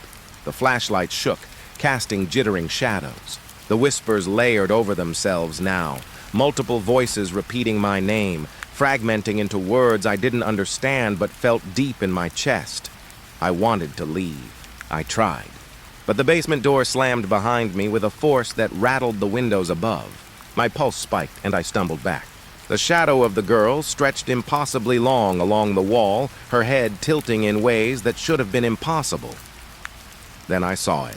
A phone lying on the floor, screen cracked but still glowing faintly. Static flickered across it, and I felt it. The pull, the tether I couldn't resist. I picked it up. The whispers flooded through me, urgent, pleading, desperate. The girl reached out, slowly, impossibly, and her lips moved. Don't. Leave. Nimra! I stumbled backward, tripping over debris. My flashlight clattered to the floor, the beam spinning, casting the walls in chaotic light. She didn't chase me. She didn't move faster. She just watched, waiting, expecting, patient, and then the static spoke again. Not through the phone. Not through the headset. Inside my head. Clear, precise, intimate. You know why you're here? I did. I knew why. The calls had been leading me here all along. The patterns, the whispers, the repetition of my name, they weren't random. They were directions, instructions, a trail I had been following without realizing it. I felt the cold air press against me. A draft from nowhere brushing my neck. My name whispered in every direction, in every layer of static. Nimra, Nimra. I don't remember how long I stood there, frozen, staring at her, staring at the etchings on the walls, listening to the voices in my head. Time lost all meaning. Minutes became hours, or maybe seconds. I don't know. I only knew that leaving was impossible. And then she spoke again, voice soft but insistent, almost human. They're here. They've been waiting. You followed? I realized then that the house had been waiting too. Empty for years, yes, but for me it was alive. Patient, knowing, drawing me in layer by layer, call by call, whisper by whisper. Every static hum, every distorted voice, every fragment of sound, all designed to bring me here. I wanted to run. I tried, but my body didn't obey. Fear had twisted into something else, something heavier, magnetic. I was rooted to the spot, and as I looked at her, at the house, at the shadows that stretched and moved unnaturally along the walls, I understood something that made my blood run cold. This wasn't about a single call. It wasn't about the voices. It was about me, always me. The patterns, the whispers, the echoes, they were alive, and they had chosen me. I picked up the cracked phone. Static flared. The whispers layered over themselves, overlapping into a cacophony I could feel in my bones. Nimra, Nimra. And I understood that this house, this shadow, this voice had been waiting for me all along. That the calls, the patterns, the echoes, they were never meant to be answered. Not by anyone else. Only me. I don't know how I got out. Somehow I did. Somehow my legs found the stairs, the hallway, the door. Somehow the night swallowed me back up, cold air cutting through my coat. But the house stayed with me. Its whispers threaded into my mind. Its static hum lingered under my skin. I returned to my apartment, to the safety of light and walls that didn't move. But I can still hear it, still feel it. My name whispered in the corners of my consciousness, guiding, pushing, waiting. The calls will continue. The patterns will continue. And one day I know I will return, because the house next door doesn't just wait. It remembers. And it will call again, and when it does, I won't be able to resist. I couldn't stop thinking about the house, even with the lights on, even with the city noise filtering through my apartment windows. It was there, lingering in the corners of my mind. The way the shadows had moved, the way her voice had spoken my name, the way the static followed me even after I left. I tried to sleep, tried to tell myself it was just fear, just imagination, just exhaustion. But deep down, I knew I hadn't seen everything. A week later, I found the door. I don't know how I hadn't noticed it before. It was behind a stack of broken furniture in the basement, obscured by dust and darkness, almost pretending it wasn't there. The outline was subtle, a seam in the plaster, a handle too small, too neat. My hands shook as I reached for it. Cold metal, rust, resistance, locked. The key, of course, was nowhere in sight. My first instinct was to leave. My second was curiosity, the same force that had driven me to that house in the first place. I circled the door, searching, trying to imagine what could be hidden behind it. A drawer, a loose floorboard, something hidden in the shadows. My fingers brushed against a small metal box tucked under the stairs. Inside, a key, small, cold, heavy in my palm. My heartbeat thundered. I didn't want to use it. I wanted to run, and yet the key felt like it had been waiting for me all along. I slid it into the lock. The mechanism clicked, stubborn, reluctant. My breath caught. The door creaked open slowly, revealing nothing at first. Just darkness. But the smell hit me immediately. Old electronics, dust, something metallic, almost sweet. My stomach nodded. The air was colder here, heavier, like it had been compressed for decades. I stepped inside. My flashlight trembled in my hand. The beam caught on walls lined with old monitors, screens stacked in towers, blinking faintly to life as I moved closer. Hundreds of them, each one showing the station, my desk, my monitors, my chair. Every angle, every movement, I swallowed hard. My reflection stared back at me from the glossy screens. Not just my face, but my fear, my hesitation. Every twitch of my fingers, every blink, every inhale, it was all recorded, all watched. And then I realized something worse. Some of the footage wasn't just live. Some of it was delayed slightly. A second, a heartbeat. Enough for me to see the line between the real and the recorded blur. My mind raced. Who was watching? How long had this been going on? And why? Questions I didn't want answers to because answers would mean acknowledging a truth I wasn't ready for. Then I noticed her, the girl from the basement, on one of the monitors, crouched in the station watching me, watching as if she had been there all along. I dropped the flashlight. It clattered to the floor, spinning light across the walls. When I looked back at the screen, she was gone. The footage continued, showing my empty desk, my empty station. My chest heaved. My pulse echoed in my ears. I could hear the static again, low, almost imperceptible at first, then rising, swelling, filling the room, pressing against my skull. And with it, her voice, or maybe the voices, layered, overlapping, impossible to distinguish. Nimra, Nimra, closer, follow. I stepped closer to the monitors. My reflection in the glass seemed wrong. Not quite aligned. A flicker, a twitch. Something behind me that I wasn't sure was there. My breath hitched. My hands shook. I wanted to run, to turn away, but curiosity, obsession, dread, all tangled together, kept me rooted. The footage changed. Not just the station anymore. Other places. The hallways I had walked that night.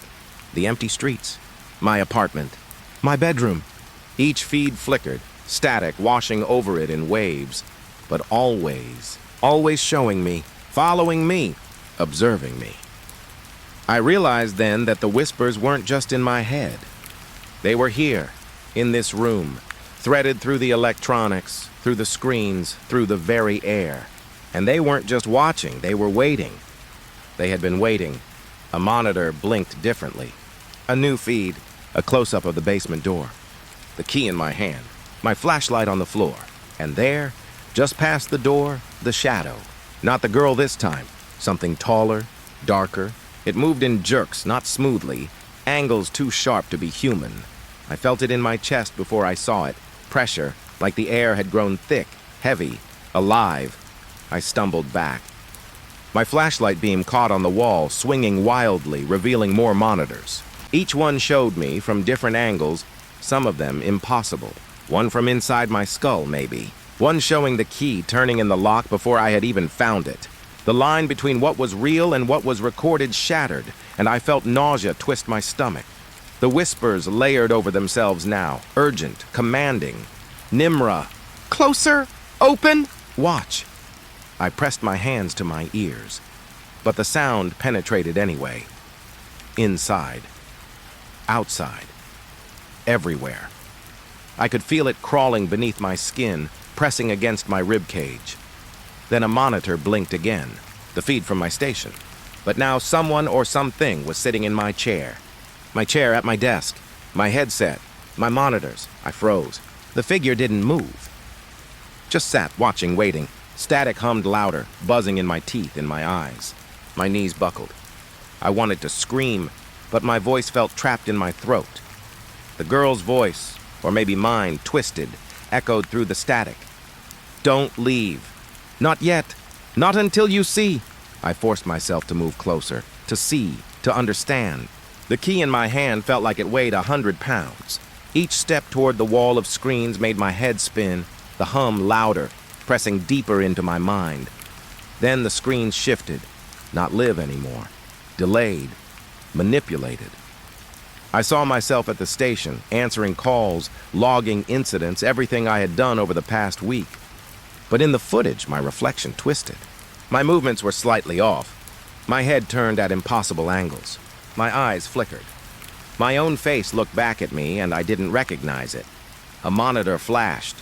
A close-up of my apartment, my bed, my curtains, my window, and there she was. Standing just outside, peering in, watching, waiting, and the whisper came again, directly in my head. "You're here. Now it begins." I stumbled, hitting the floor, my flashlight rolling away. The screens flickered. Static flared and ebbed, revealing the house, the station, my apartment, all layered over each other, timelines overlapping, impossible perspectives. My brain couldn't process it. I could feel it. Something reaching into my skull, pulling, threading, binding. I pressed my hands over my eyes, trying to block it. But the images persisted. The whispers persisted. My name, my movements, my memories. All recorded, all observed, all twisted. And then I realized something I hadn't yet understood. The house, the station, the monitors, the static. It wasn't just recording. It was rewriting. My perception, my memories, my reality. Each call I had answered, each whisper I had followed, it had been guiding me here. Teaching me, preparing me. I couldn't tell what was real anymore. My body, my surroundings, even my thoughts, they weren't entirely mine. The voices threaded through everything, a web I couldn't escape. And at the center, the hidden room, the monitors, the waiting. I saw my own face again on the screens, distorted, twitching. My name repeated endlessly, layered over every static hiss. Nimra. Nimra. Watch. Follow. No. I wanted to run. I tried. My legs shook, muscles burning. But every step toward the door, toward the outside, toward freedom, brought the whispers louder, closer, pressing, pulling. I realized then that I didn't just want to leave. I couldn't. Not yet. Not until I understood. Not until I saw everything. I looked at the monitors again. The feeds showed the station, the house, the streets, my apartment. But in the corner of each screen, something moved. Always watching, waiting. Not the girl this time. Something darker, angular, unhuman, patient. The whispers came again, layered, insistent. You followed the pattern. You were ready. See, watch, no. I forced myself to stand. Every movement felt heavy, like I was moving through water. I reached for the closest monitor, touching the screen. Static flared, buzzing in my ears, in my teeth, in my bones. The image shifted. My hands, my reflection, my memories. Every past call, every name whispered, all leading here. And in that moment, I understood. The hidden room had always been waiting. For me, the monitors, the static, the voices, they were all part of it. And now, I was part of it too. I don't know how long I stood there, staring at the screens, listening to the whispers, watching my life unfold in fragments across monitors that shouldn't exist. Hours? Minutes? Seconds? Time had no meaning here. Only the static, only the voices, only my name, repeated endlessly. I left that night. Somehow. I remember closing the door behind me, stepping back into the familiar cold of the street. But the room didn't stay hidden. It followed me, threaded through my memories, through my perception, through every quiet moment, every flicker of light, every heartbeat. And now, writing this, I hear it again. The static, the whispers, my name, always my name. The hidden room isn't just a room. It's alive. It's patient. It watches, it waits, and it knows me. One day it will call again, and I know I will answer. The silence hit like a punch. One moment, the hum of the station, the soft clicks of the monitors, the low static threading under my skin. And then, nothing. No lines, no alerts, no calls, just the faint, eerie glow of dead screens, blank and black. I froze at my desk, fingers suspended above the keyboard. My chest felt hollow, like someone had carved out the space where my heartbeat should be. The headset pressed against my ears, but there was no sound. No hum, no static, no whisper, only silence. I thought it was a power outage. Maybe the server had gone down. Maybe it was a simple technical failure. But my gut told me otherwise. The air in the room felt wrong. Thick, suffocating, as if the station itself were holding its breath. I tried the intercom. Dead. I tried the lights, the phone, the emergency lines. Dead. Even the clock on the wall had stopped. Every electronic heartbeat of the station was gone, leaving me alone in the dark, with my own thoughts and the eerie echo of absence pressing in from all sides. Minutes or hours passed. Time had no meaning in that emptiness. I wanted to scream, but my voice sounded foreign in my own mouth, swallowed by the void. My eyes darted to the monitors, blank and lifeless. And then I noticed it. A faint flicker in one corner of the room, like a pulse beneath the black glass. My breath caught. Static returned. Low at first, barely audible, then rising, filling the room, threading into my skull, and with it the whispers. Not over a headset, not through a phone, inside my head, persistent, knowing, familiar. Nimra. I tried to block it out, pressed my hands over my ears, clamped my eyes shut. But the voice persisted, layered, insistent, impossible to ignore. And then came the subtle movements, shadows at the edge of my vision, flickers along the walls, almost human, almost impossible. The power returned suddenly, flickering first on the monitors, then the lights, then the phones. A soft hum filled the room, the comforting sound of life returning to the electronics. But something had changed. Something wasn't right. The calls started immediately. Hundreds of them, stacked in the queue. Caller IDs unknown. Locations unknown. Voices faint, trembling, fragmented. I answered, my hand shaking, my pulse hammering. Well, what's your emergency? My own voice sounded strange, hollow, swallowed by the hum of the station. Static. A sob. Then a voice that made my stomach twist. You shouldn't have left. I froze. My fingers hovered over the keyboard. The voice was familiar. Not just the tone, but the pattern, the inflection. The way it hesitated, trembled, and then pressed forward like it knew me. Nimra! The calls came faster, overlapping. Whispers threaded beneath sobs and cries. But this time I noticed something I hadn't before. The background noise. Subtle, low, almost imperceptible, but undeniably present. Footsteps, rustling, doors opening and closing. Breaths, shallow, deliberate. Something or someone had been inside the station all along. I tried to convince myself it was impossible. Security cameras, locked doors, check-ins. How could anyone have been here? But the audio didn't lie. The patterns were deliberate, organized, watching me, waiting, guiding me.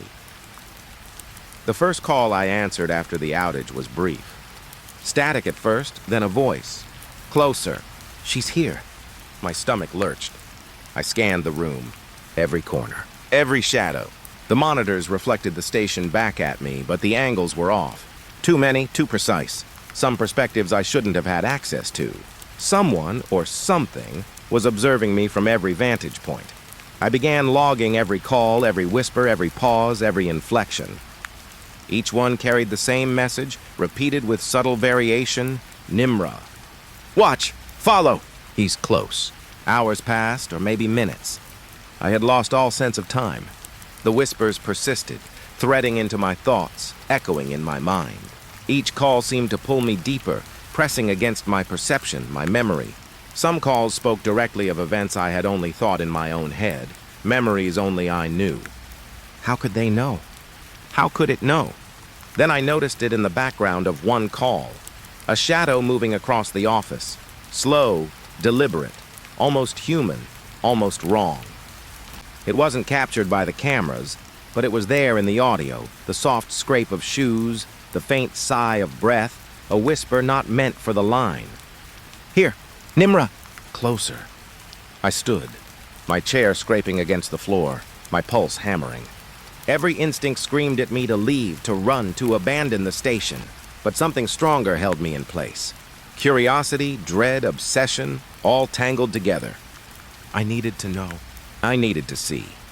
I moved through the room slowly, deliberately, flashlight in hand.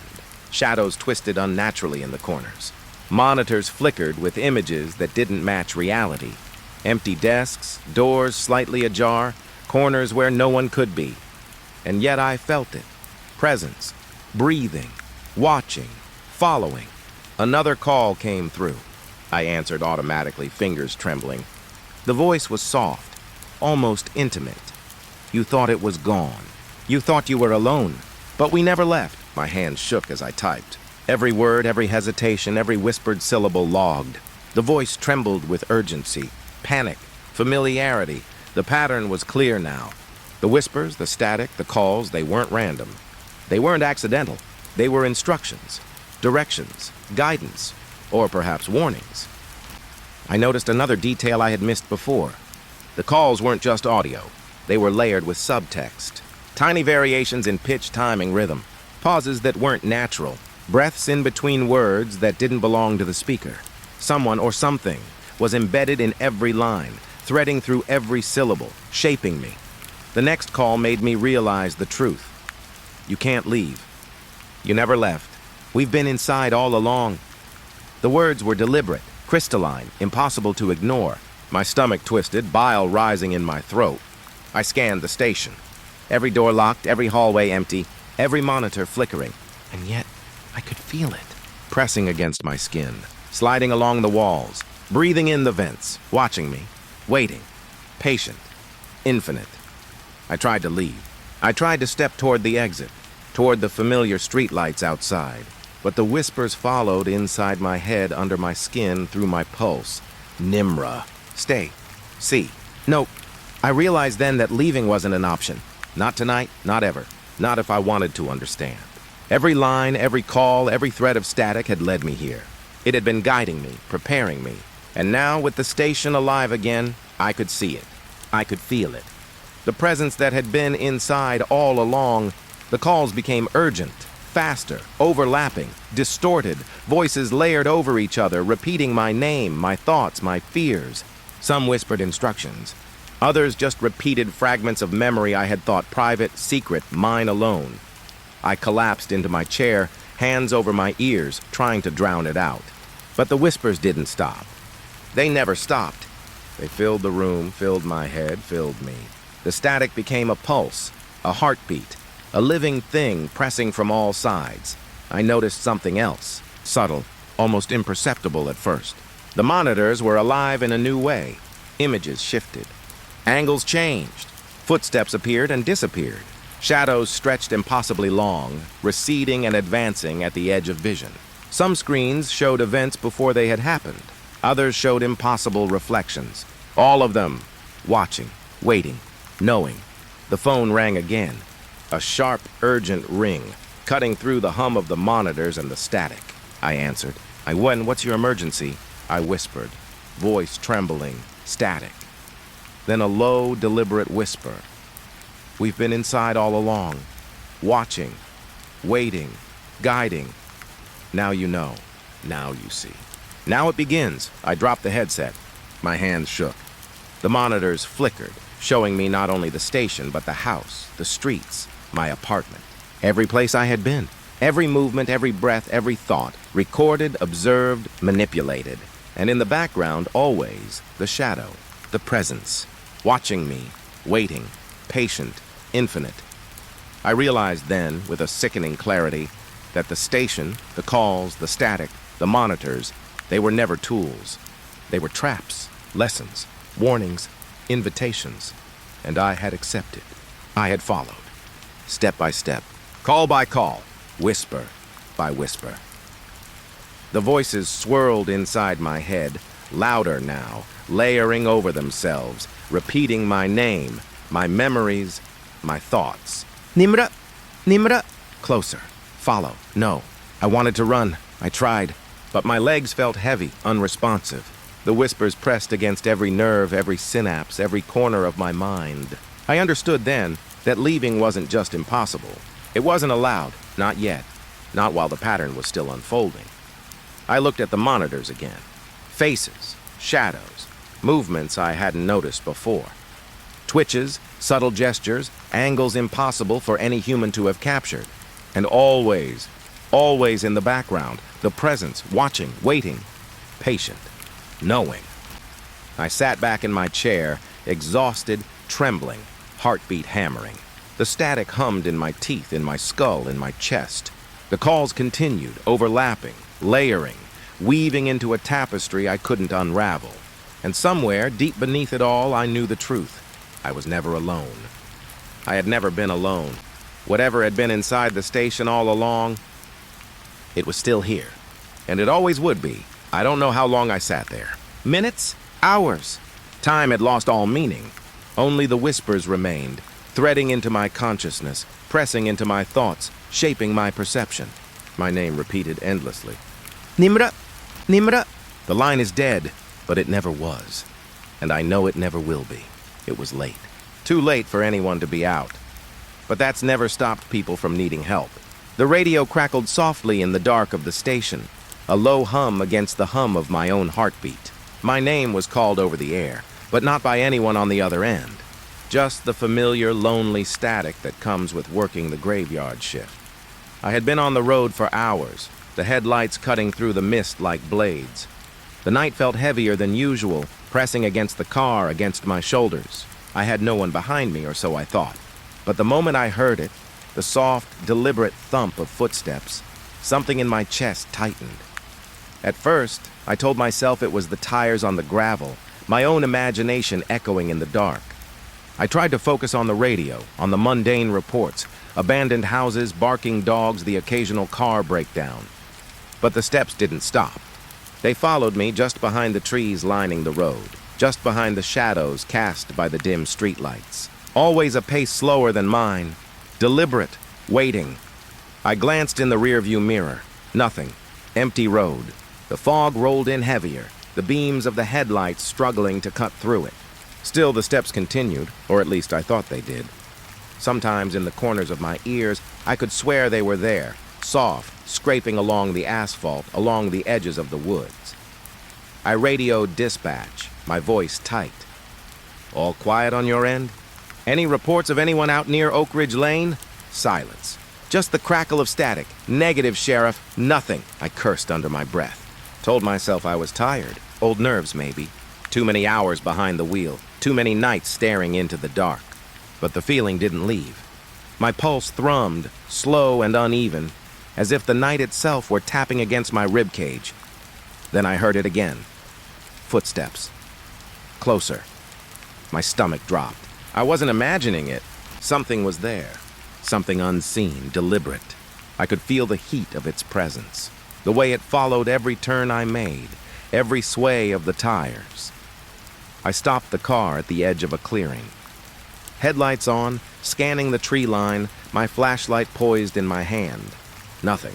Nothing but mist curling between the trunks, shadows too heavy to be natural. My fingers gripped the handle of the door. I stepped out. Cold air hit me like ice, biting through my coat. And then, silence. I spun around, every nerve screaming, trying to locate the sound I had heard. Nothing. The clearing was empty. The road stretched ahead, empty. The trees rustled in the wind, but the steps were gone. For a moment I laughed, a shaky, humorless laugh. Just nerves. That had to be it. I was exhausted. I stepped back into the car, shaking. Every muscle tight, every sense alert. But as I started the engine, the steps returned. Soft, just behind me. Just behind the tires, following, waiting. I tried to tell myself it was nothing. An animal, maybe. A deer pacing behind me. But no, too deliberate, too human in rhythm. Not chaotic, not random, watching, measuring, tracking. The radio crackled again. My name, faint, distorted. Sheriff, I froze.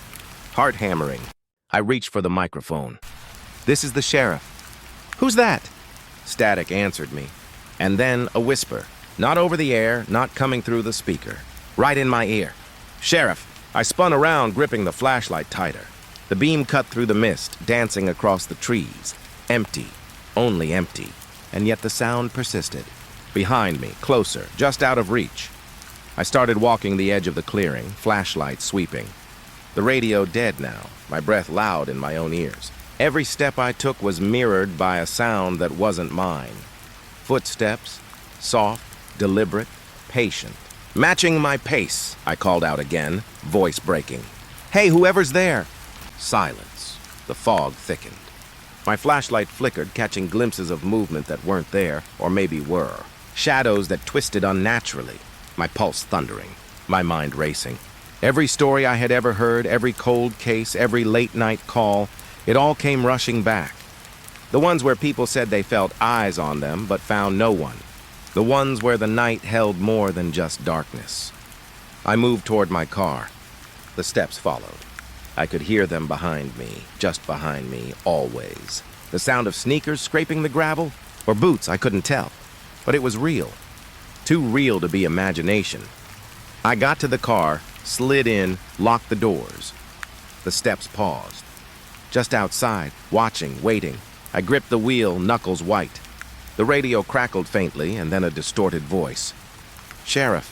I turned the dial, tried to locate the source. Nothing. Every line on the scanner silent. And yet the whispering persisted, layered under the static in my mind. Not a voice coming from outside. From inside, threading through my thoughts. Pulling at me, I tried to drive. Headlights cutting through the fog. The road stretched ahead, empty. But I could hear it. Always behind me, following, closer with every mile. The sound of footsteps on gravel, scraping, deliberate, taunting. "You see it now," he said softly. "The line is here, inside you, around you, threaded through everything. And yet, you will still question. You will still doubt. That is human. That is necessary. But understand this. Questioning does not break the line. It strengthens it, focuses it, guides it." I reached the edge of town where the streetlights broke the darkness in jagged pools. I thought maybe I had lost it, maybe it was gone. But the whispering continued. In my mind, through the air, through the hum of the engine. "Sheriff, closer." I tried to shake it off, telling myself it was fatigue.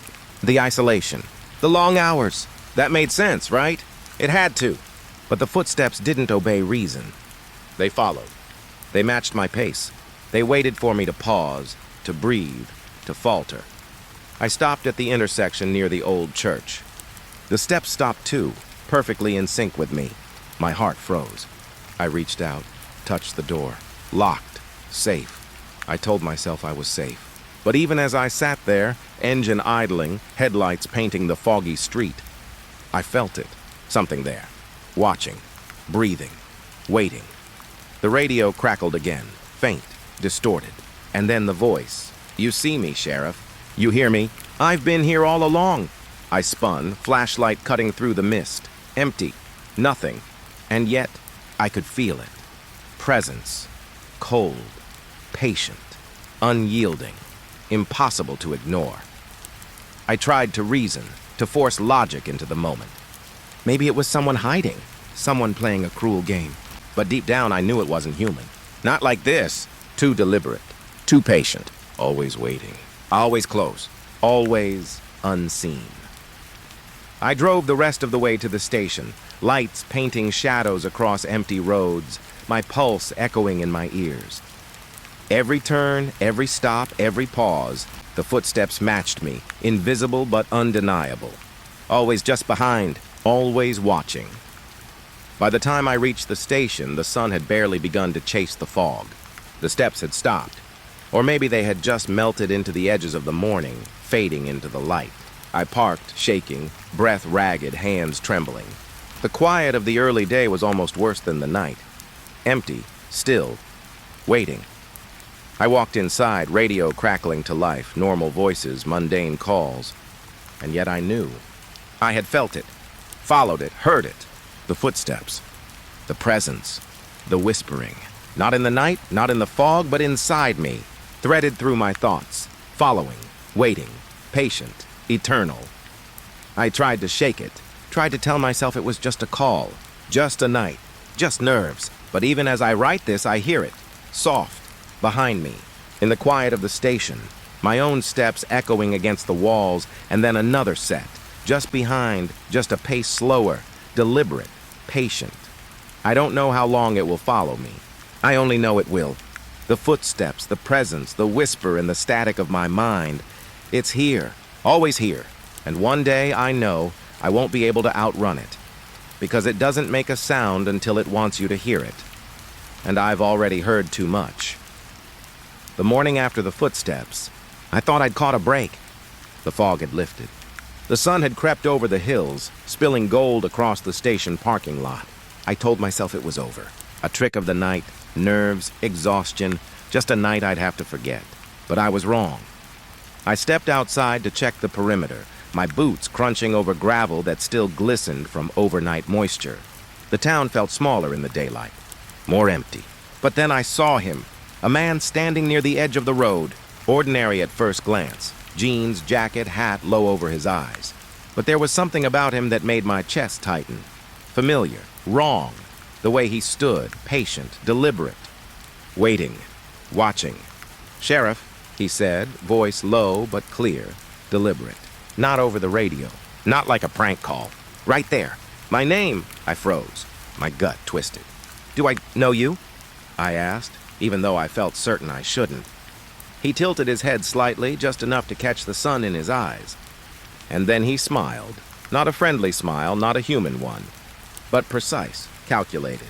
He said, "I know about the call last night. The footsteps. The things you saw." I laughed, but it was hollow. "I don't know what you mean." His eyes narrowed. "Oh, you do. You remember the house on Oak Ridge Lane, the shadow in the basement, the key in your hand." I froze. My hands trembled at my sides. He knew details only I should know, only I had ever seen. And yet here he was, smiling, patient. Who are you?" I whispered. He stepped closer, slow, deliberate. I could feel the air shift around him. Shadows seemed to bend toward him. He didn't answer at first. Just walked in my direction, eyes locked on mine. Then softly, "You've been following the pattern. Step by step, call by call. Always here, always listening, always answering." I shook my head. "You don't know," my voice faltered. My mind raced. How could he know? How could anyone know? I wasn't supposed to have told anyone. Not the details of the calls. Not the whispers. Not the footsteps. He smiled again, tilting his head slightly. "I know because it's never been about anyone else. Never. Only you." My heart pounded. My pulse raced. I wanted to step back, to run, to slam the door of the station and lock myself inside forever. But my feet didn't move. My body refused to obey. I was rooted, staring at him, caught in some gravitational pull I couldn't name. "You saw it," he said, voice soft now, almost intimate, almost a caress. "You saw the hidden room, the monitors, the lines, the whispers, the pattern. You've been inside it longer than you think." I swallowed hard. That's not possible. Nobody, no one could know." He shook his head slowly, patient, deliberate. "Oh, they know. They always have. And so do I. Every call you've answered, every step you've taken, every name whispered in the static. All of it led here to me. To this moment?" I stumbled back, tripping over gravel, my breath ragged. You're lying. This isn't real." "None of this is real." He crouched slightly, lowering his voice, soft, deliberate. "Reality is a line, Sheriff, thin, fragile, and you've been walking it blindfolded. Each call, each whisper, each static hum, it's been shaping you, preparing you, testing you." I blinked, tried to shake my head, tried to dismiss him as some madman, but deep down, every fiber of my being screamed that he was telling the truth, that the footsteps, the shadows, the whispers, they hadn't just been in my head. Not entirely. Someone or something had been here, watching, guiding, waiting. He stepped closer. Closer than I should have let him. Closer than I should have allowed. And then he said something I'll never forget. "Do you remember the first time you heard your name in the static?" I flinched. My throat went dry. Every memory of that night came rushing back. The darkness, the fog, the cold pressing against my chest, the footsteps just behind me. The way my name had echoed through the night, inside and out, in the voice of something I couldn't name. I remember," I said, voice trembling. He nodded. "Good, remember that feeling, the pull. The way the night seemed alive, patient, watching. That was your first lesson, your first step into the line. And now you're further than you think. But the line doesn't end here." I shook my head. "I don't understand. What do you want from me?" He smiled again, patient, deliberate. "Not what I want. Not what they want. What you want. What you've always wanted without knowing it. To see, to know. To follow the pattern to its end." I felt my stomach twist. My mind reel. I wanted to scream, to run, to escape the pull of his words, the pull of the night, the pull of everything that had been threading through my life since the first call. But I couldn't. I wanted to, but my body was no longer mine. It had been rewritten, reshaped, aligned to the rhythm of the pattern. "You've been chosen," he said softly. "Not by me." "Not by them. By the line itself. The house. The whispers. The static. You accepted it the moment you picked up the first call. Step by step you followed, and now you see," I stared at him. My mind raced. Tried to resist. Tried to ground myself in logic, in reason, but the evidence was everywhere. The memories I thought were mine alone. The footsteps I had heard behind me, perfectly timed, perfectly patient. The shadows in the monitors, the whispers threading into my thoughts. All of it. "It was leading me?" I whispered. He nodded. "Always, every step, every echo, every line. You've been inside the pattern longer than you realize. And the line never ends. It waits, patient, infinite.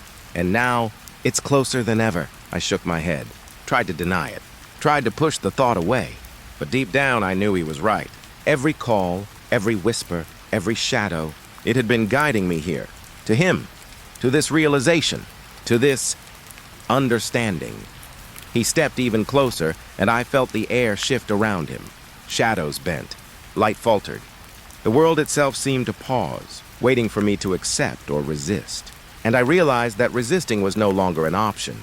Not fully. The line had threaded through my life, my mind, my body, my memories.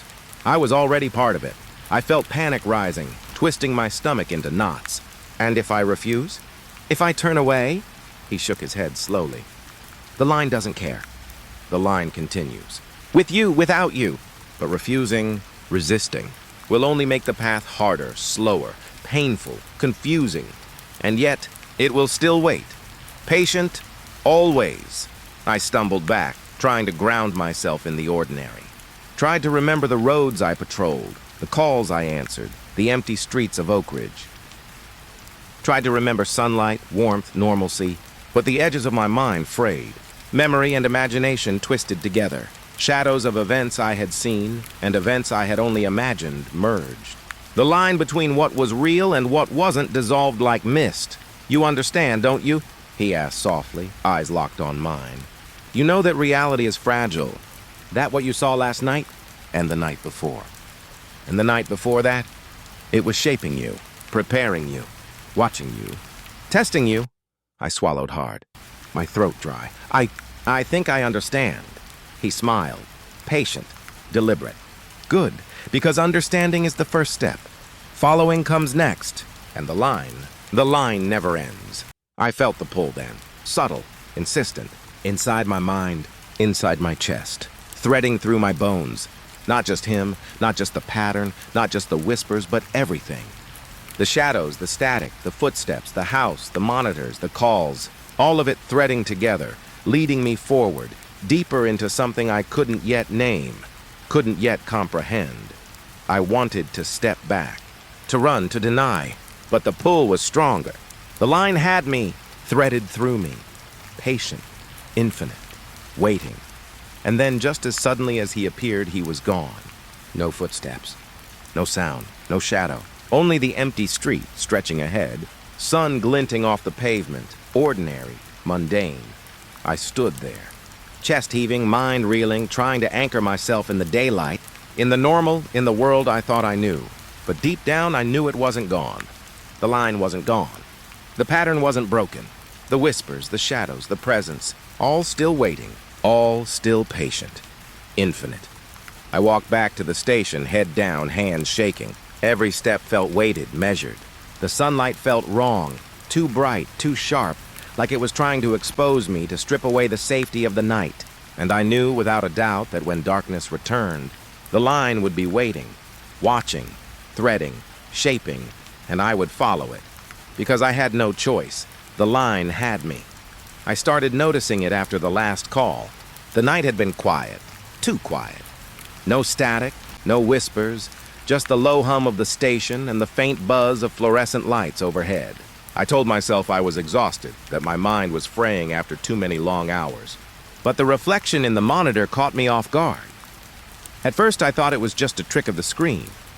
The glare of the light, the angle, my own fatigue, but it wasn't right. My reflection wasn't right. The shape of my face was off.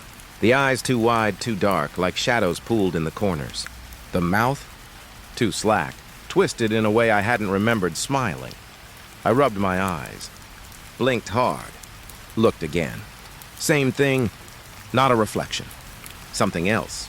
Something waiting. I moved closer to the monitor. My hand hovered over the keyboard. I wanted to tell myself it was a glitch, that my brain was playing tricks. But the subtle movements, shifts that weren't mine, gestures I hadn't made my chest tighten. I felt a cold pulse behind my sternum, a rhythm that matched the low hum of the station, but deeper, slower, deliberate. I stepped away and looked into the wall mirror at the far end of the room. The reflection stared back at me, and for the first time, I didn't recognize myself. Shadows pooled under the eyes, stretched across the cheeks, bent the jawline. And then the eyes moved. Not just following me, not just mimicking, but moving in ways that I hadn't moved. Independent, alive, maliciously aware. My heart hammered. I backed away. My hands shook. Every instinct screamed to leave, but my legs refused. Anchored, rooted, held in place by the air, by the shadows, by something unseen. I tried to focus on the monitors, to ground myself. The screens flickered, static at first, then images of myself, sitting at the desk, walking the hall, looking at the mirrors, footage that I had not recorded, footage I did not remember being filmed. And in every frame, the reflection wasn't quite me. Too wide, too still, too wrong. I stumbled to the break room, hoping a cup of coffee would anchor me. The kettle's whistle echoed in the empty station. I stared into the shiny surface of the stainless steel sink, expecting a familiar reflection. Instead, I saw eyes that didn't belong to me. Dark, unblinking, patient, watching, waiting. I pressed my palm against the cool steel, and the eyes blinked. Slowly, deliberately, like they were acknowledging me, recognizing me, mocking me. I laughed, but it sounded hollow. The sound bounced off the walls, echoing back at me, warped, twisted. And I could swear I saw the laugh in the reflection, not mine. The lips curved differently, the teeth sharper, the shadow in the corners of the mouth too dark. I stumbled back to my desk, desperate for normalcy. Sat down, tried to focus on the paperwork, the radio, the mundane tasks. But every surface, every reflective angle, every flicker of the monitors reminded me that something else was here, watching, waiting, patient, infinite. I closed my eyes, took deep breaths, tried to ground myself, logic, reason, fatigue, must be fatigue, stress, maybe a long week. But when I opened my eyes again, the reflection in the monitor caught me at an angle I hadn't noticed, and it smiled, a slow, deliberate smile. Not mine, I froze. Every instinct screamed danger, but my mind couldn't process it. The reflection moved independently of me now, adjusted its posture, leaned slightly, watched me watching it. My pulse thudded in my ears. My hands shook. I wanted to look away, to close my eyes, to run, but I couldn't. Anchored, held in place by the pull of the station, the pull of the shadows, the pull of whatever this was. I remembered the calls, the footsteps, the whispers, the patterns, the line threading through my life, my mind, my memories. And now, this, distorted reflections, shapes that were mine but weren't, observing me, mocking me, waiting for something I couldn't name. I tried to rationalize. Mirrors are tricky at night. Fatigue makes you see things. But the subtle details, the twitch of the eyebrow, the slight curl of the lip, the way the eyes followed with patience rather than mimicry, couldn't be explained away. Not by fatigue, not by stress, not by reason. I moved from mirror to mirror, monitor to monitor, checking each reflection. Each one worse than the last. Each one showing me shapes I didn't recognize, movements I hadn't made, gestures I hadn't performed. And always, eyes fixed on me, watching, patient, infinite. The static started again. Low at first, barely audible, threading under my skin. Then rising, filling the room, threading into my skull. And with it came whispers. Not over the radio, not in the monitors, but inside my head. My name, my thoughts, my fears, layered, overlapping, impossible to ignore. Nimra, Nimra! I pressed my hands to my ears, shaking. Tried to block it out, but the voices persisted, insistent. And the reflections, they smiled again, waiting for me to break, waiting for me to respond. I stumbled to the side of the room, hands pressed against the wall, knees trembling. Tried to convince myself I was imagining it, that this wasn't real, that I was sane. But the monitors flickered again. Images of me moving through the station, stepping toward mirrors, staring at the reflections. Footage I didn't remember recording, and in every frame, the eyes in the reflection. Different, observing, patient, malicious. I backed into a corner, chest heaving. Every instinct screamed at me to leave, to escape, to run from the station, the monitors, the mirrors, the whispers threading into my mind. But I couldn't. I was trapped, anchored, rooted in place by something I couldn't see, something patient, infinite. The reflection in the nearest mirror leaned forward, lips moving in a wordless whisper. I could feel it in my mind, pressing, threading, pulling at my thoughts. Not a sound, but a presence, alive, watching, knowing, waiting. I dropped to the floor, hands over my face, trembling. Tried to shut it out, tried to hold on to reason, to logic, to the mundane. But the mirrors, the monitors, every reflective surface. They were alive now, shapes moving in ways I hadn't moved, shadows twisting independently, faces morphing, eyes fixed on me, waiting, patient, infinite. And the whispers, endless, layered, threaded through my mind. Not voices from outside, not sounds carried by air. Inside me, inside my skull. Nimra, follow. See? No. I don't know how long I stayed on the floor. Minutes? Hours? Time lost meaning long ago. Only the reflections remained. The distorted shapes, the shadows, the patient, infinite eyes. And the pull, threading through me, through the station, through every corner of the night I had lived in. When I finally got up, hands shaking, knees weak, I tried to look into a mirror again, hesitant, afraid, every instinct screaming danger, and for a moment, it was normal. My own reflection stared back at me, ordinary, mundane, human. Relief surged, but it didn't last. I blinked, and the shadow was there again, the eyes too wide, the mouth twisted, the smile slow, deliberate, mocking, waiting, patient, infinite. I staggered back to the desk, heart hammering, pulse throbbing in my ears. I sat, hands gripping the edges of the table, tried to ground myself, tried to remember the ordinary, tried to force logic, tried to force reason. But deep down I knew the station wasn't empty. The mirrors weren't reflecting reality. The monitors weren't recording the mundane. Something had threaded itself through everything. Through me, through the station, patient, watching, waiting, infinite. And I knew without a doubt that the moment I let my guard down, the reflections would reach out. Not just on the monitors, not just in the mirrors, but through me, through my mind, my memories, my body. I had thought the calls, the footsteps, the whispers were dangerous, but this was worse.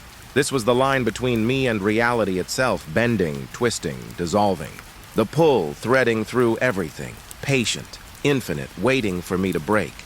And I could feel it. The pull of the reflections, the pull of the line, the pull of something ancient, patient, watching, waiting for the moment I could no longer distinguish between myself and the shapes in the mirrors, between the whispering in my head and my own thoughts. I don't know how long it will take. Hours, days, a lifetime? I only know that it is patient, infinite, waiting, and the reflections will follow, and I will see them, and I will hear them, and one day, I will not be able to tell where I end and they begin, even when I'm off duty. Even when I'm home and the station is miles away, I can feel it. That presence, patient, watching, waiting. It doesn't matter if the sun is out, if the house is bright, if the world outside seems normal. Inside, it's always there. I first noticed it when I unlocked the front door. The house smelled like dust and old wood, ordinary, mundane. I dropped my keys on the counter and exhaled, trying to shake off the tension of the night shift. But as soon as I stepped inside, the feeling pressed against me, like cold hands tracing the line of my spine. I told myself it was nerves, a hangover from the monitors, the mirrors, the endless calls, that it couldn't follow me home. That whatever haunted the station couldn't exist in a normal house. But it was there, patient, waiting, infinite. The living room looked ordinary. Couch, lamp, coffee table, a thin layer of dust on the shelves. But shadows pooled in the corners, heavier than they should be, bending around the edges of furniture in ways the light couldn't explain. And the second I noticed them, I felt it behind me. A presence, patient, deliberate, watching. I walked through the house, flicking on every light, hoping brightness would anchor me. But the shadows moved with me. Not natural, not caused by the lamps, independent, alive, observing. I could feel them in the air, threading through the floorboards, slipping under doors, curling along the walls. In the kitchen, I ran my hand over the counter, trying to ground myself in touch. Ordinary wood, ordinary coolness.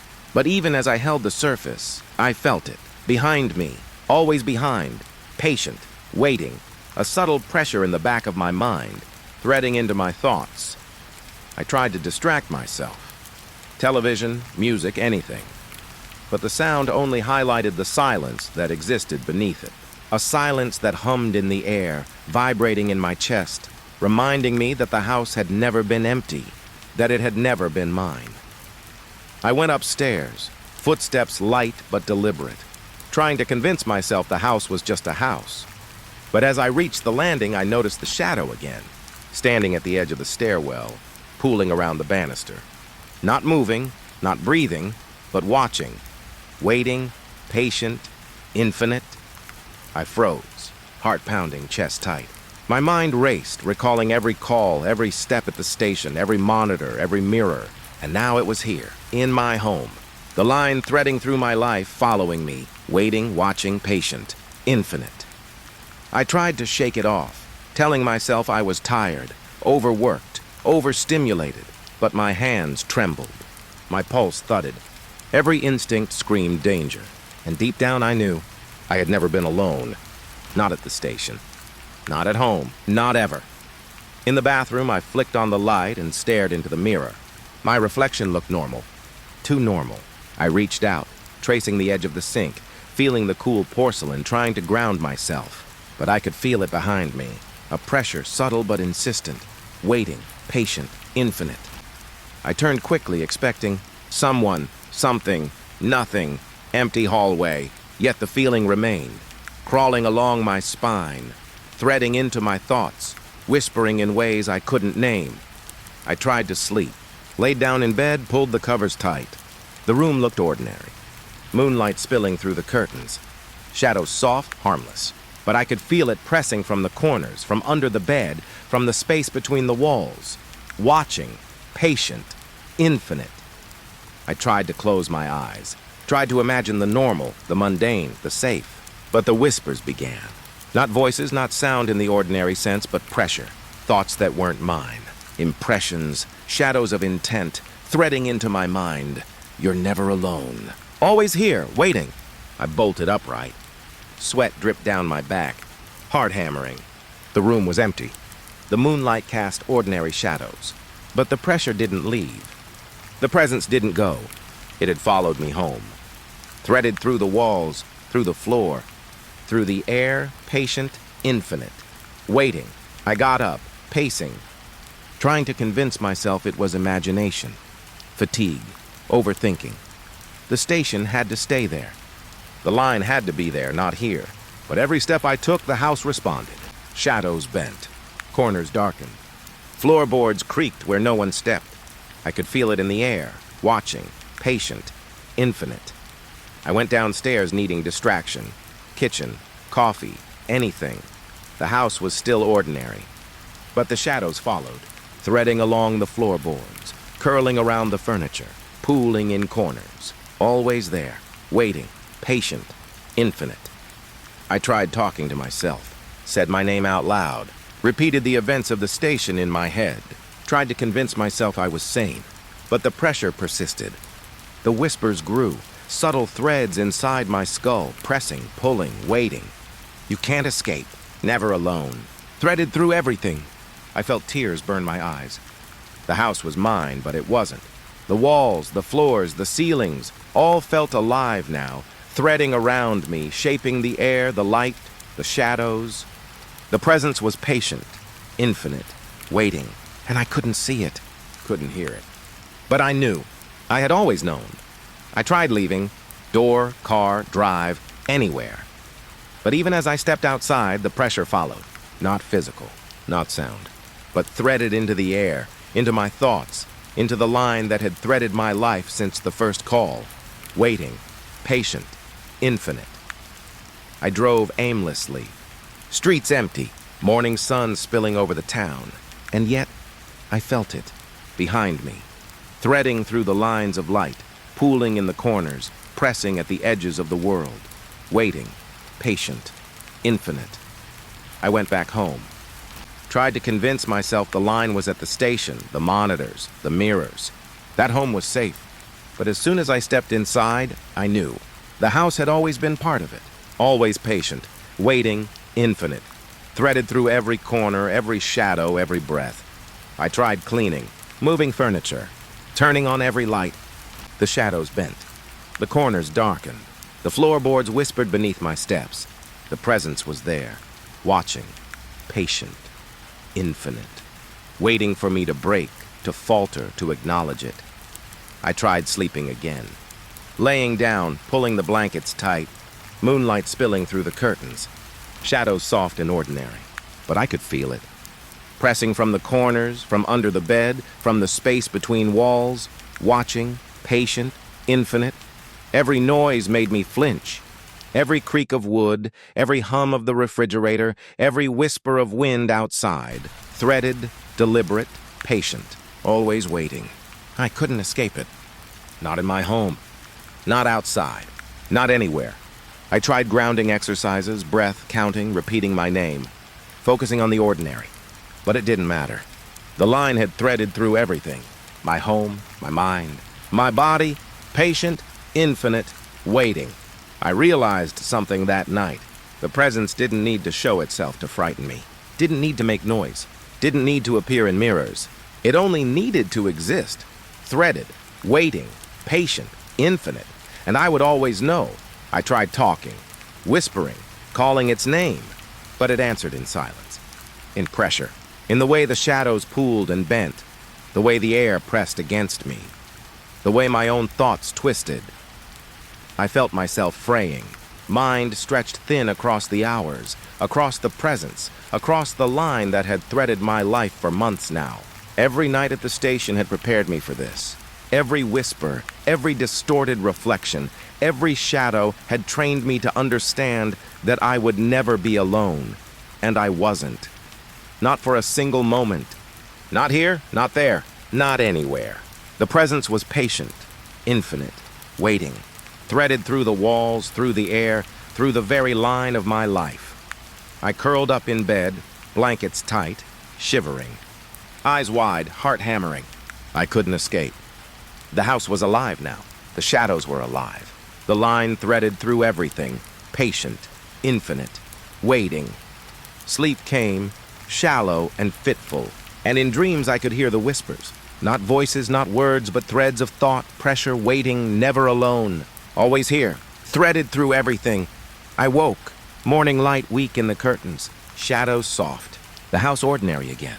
And yet I knew I would never be alone, not at the station, not at home, not anywhere. The line followed me. The presence followed me, patient, infinite, waiting.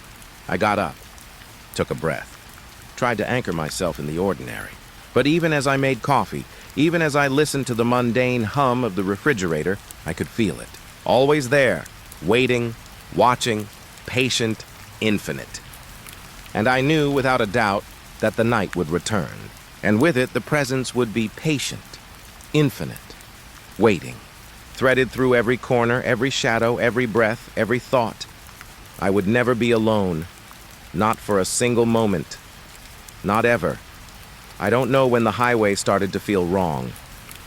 At first, it was just another call. A runaway teenager spotted hitchhiking on the outskirts of town. Routine stuff. The kind of thing you do 100 times without thinking.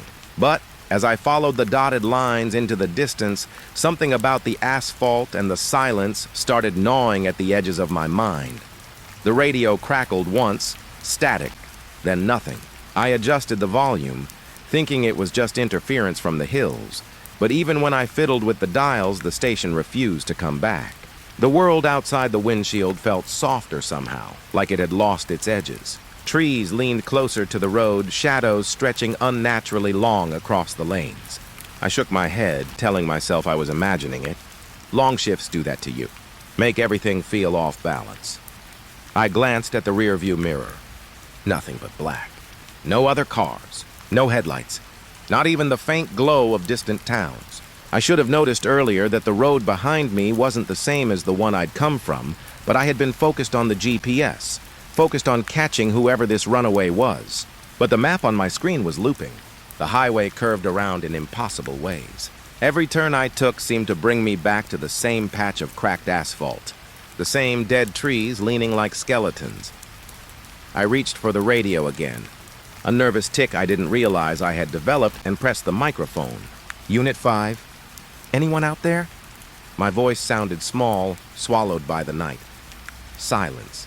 The headlights of my patrol car illuminated a curve up ahead. I slowed, expecting the figure of a kid standing at the edge of the road. But there was nothing. Not a soul.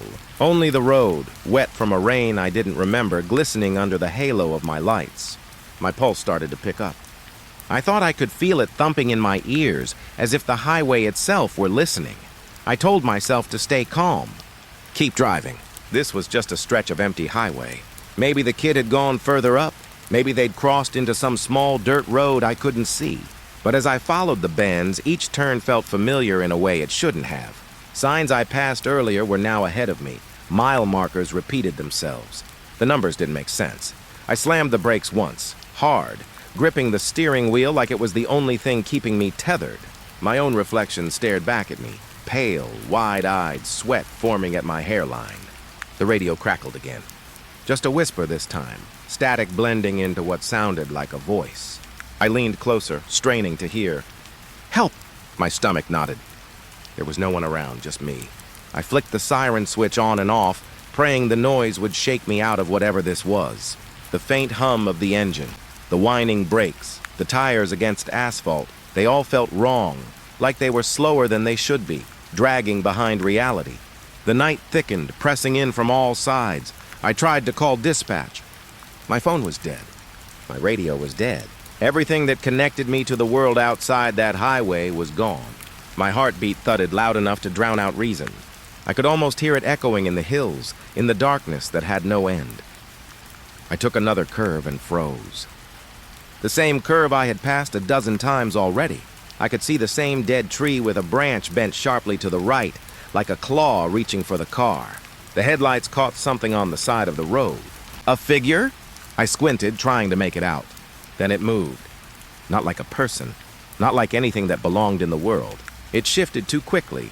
A blur of dark fabric and long hair, and vanished into the shadows before I could react. My hands shook. I gripped the wheel tighter. "This isn't real," I whispered to myself. But the loop of the highway said otherwise. Each mile marker, each curve, each tree, repeating. Endless. I could feel the fear crawling up my spine, icy and relentless. I tried to focus on the road ahead. Concentrate on something tangible. The horizon, maybe? But the horizon had disappeared. The sky above was low and dark, pressing down, and the headlights cut through a thick fog that hadn't been there moments before. I could barely see 20 feet in front of me. Every shadow seemed to pulse with movement just beyond comprehension. I caught my reflection again in the mirror. I looked older, my eyes wider than I remembered, my skin paler. The uniform I wore felt stiff, uncomfortable, foreign.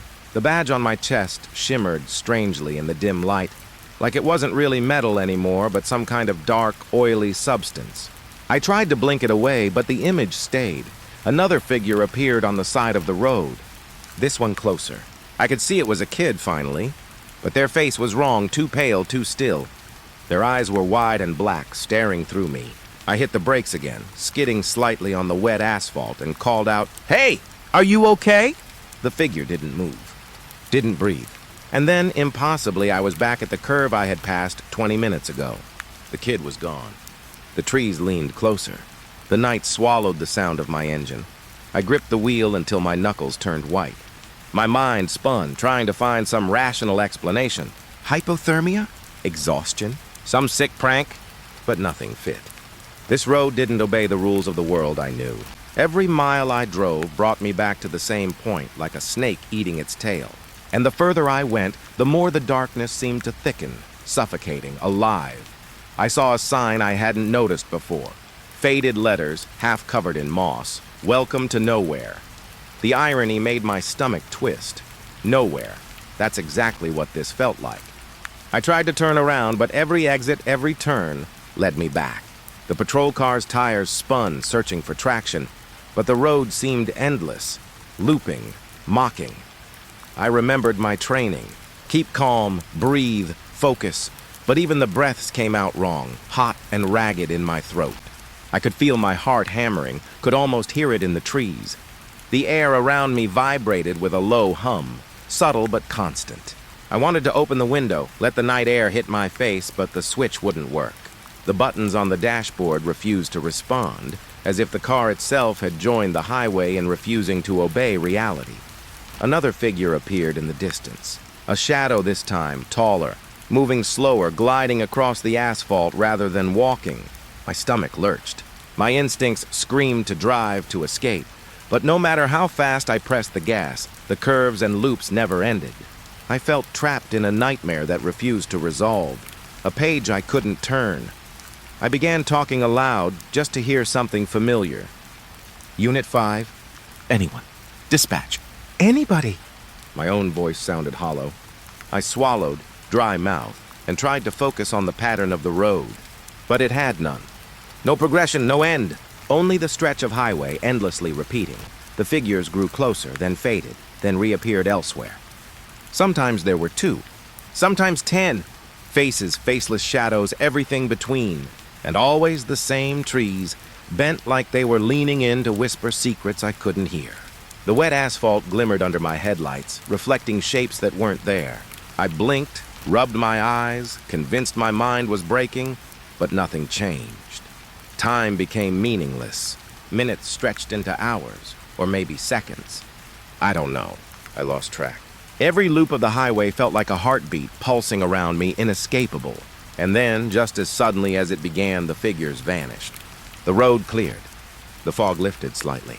The repetition slowed just a little. I thought maybe, finally, I was getting through it, and then I saw the first dead body. Lying in the center of the road, head tilted at an unnatural angle, limbs bent wrong. At first I thought it was a deer. Then the streetlights, or what passed for streetlights here, revealed the uniform. The same uniform I wore. My badge glinted faintly under the dim light, wet and blackened. I pressed the brakes so hard I thought I'd flip the car and the tires screeched, but the highway didn't stop. It didn't care. I swallowed, dry and bitter, and pressed my hands against the steering wheel. My reflection stared back again. Not the same as before, but the reflection from the dead body on the asphalt. I don't know if I screamed. I don't know if I cried. All I know is the highway waited, endless, silent. And I kept driving. Somewhere up ahead I could see another curve, another bend in the endless loop. And I knew deep in my gut that it would take me right back to the same place. Highway to nowhere. That's exactly what it was. And I wasn't sure I'd ever leave. I thought the highway itself was the worst of it. Endless and looping. Stretching behind me and ahead in the same endless gray. But that was before I saw them. Figures at the roadside just standing there. At first I thought they were hitchhikers, lost travelers like me. Then I realized there was something wrong. Something in the way they didn't move, in the way the fog around them seemed to cling tighter, like they were sucking the light out of the air. I slowed the car, squinting through the mist. My headlights fell on the first figure. A man, maybe, though I couldn't be sure. He was tall, impossibly thin, standing too still. His head tilted slightly as if listening to a sound I couldn't hear. I called out, "Hey! You okay?" My voice sounded louder than I expected, echoing off the empty highway. He didn't answer. Didn't even blink. I stepped on the brakes a little harder. My pulse jumped. Something about him felt off. The air around him shimmered, like heat off asphalt on a summer day. I blinked and looked again, and he was gone. Just gone. No trace. No footprints in the wet road. Nothing. My stomach lurched, twisting into itself. I told myself it was exhaustion. The long night, the endless loops of asphalt, the fog pressing in. It had to be a trick of the light. But then I saw another figure. A woman standing near a cracked guardrail, her hair long and dark. She held something in her hands, but I couldn't see what. I leaned closer, rolling down the window, and the wind hit me with a chill that smelled of wet soil and something rotten. She turned her head slowly toward me, no face. Just darkness blacker than the night around us. I froze, my breath caught in my chest. I wanted to drive forward, to keep going, but my hands gripped the wheel like they were welded there. I blinked and she was gone. Nothing left but a wet smear on the asphalt where she had been standing, like the road itself had swallowed her. I pressed my hand to my forehead, trying to think. Maybe the road was doing this. Maybe the endless curves were twisting my perception, making me see what wasn't real. I told myself this over and over, trying to force calm, but the feeling of being watched never left. Every time I glanced to the side, I thought I saw shadows clinging to the trees, shadows that moved just out of sync with the fog. Then I noticed something else. Messages on the pavement, strange words, smeared and written as if with chalk or blood, I couldn't tell which. Turn back. I slammed on the brakes. My heart thudded. I got out of the car, hands shaking, and knelt to examine the markings. Wet, fresh. And when I looked up, the fog seemed to pulse, shifting, revealing another figure farther down the road. I stood too fast, nearly toppling over, my ears ringing. The figure didn't walk, didn't move its arms, just floated there, silent and still. I called out again, but my voice sounded small, swallowed by the mist. I wanted to take a step forward to confront it, but my legs refused to obey. My mind screamed at me to run, to leave, but part of me was fascinated, terrified in equal measure. I saw the messages again, smeared into letters that twisted when I blinked. "You see us!" My chest tightened. I felt like my rib cage had turned into a cage for my own heart. I wanted to tear my eyes away, to focus on something else, anything, but I couldn't. They were there, at the edge of perception, half in shadow, half in fog, waiting. I stumbled backward and tripped over the cracked asphalt, my hands scraping against wet, rough patches. I tasted blood, coppery, and wiped it on my sleeve. When I looked up, the figure nearest me had vanished. No sign it had ever been there, except for the words on the road that hadn't been there before. Alone. My breaths came out in sharp, ragged bursts. I ran back to the car, fumbling with the keys, shaking so hard I dropped them twice. Finally, I managed to start the engine, tires spinning slightly on the slick road. I didn't dare look left or right. The rearview mirror reflected nothing but fog and darkness, but I could feel the presence. Could feel the gaze of the figures burning into the back of my neck. I drove, fast. The fog swallowed the headlights and the road blurred beneath the tires. Every turn brought a new message. Stop! Don't look! Already here! I gritted my teeth, pressing my fingers harder against the steering wheel, willing myself to ignore them. But they weren't words anyone had written. Not really.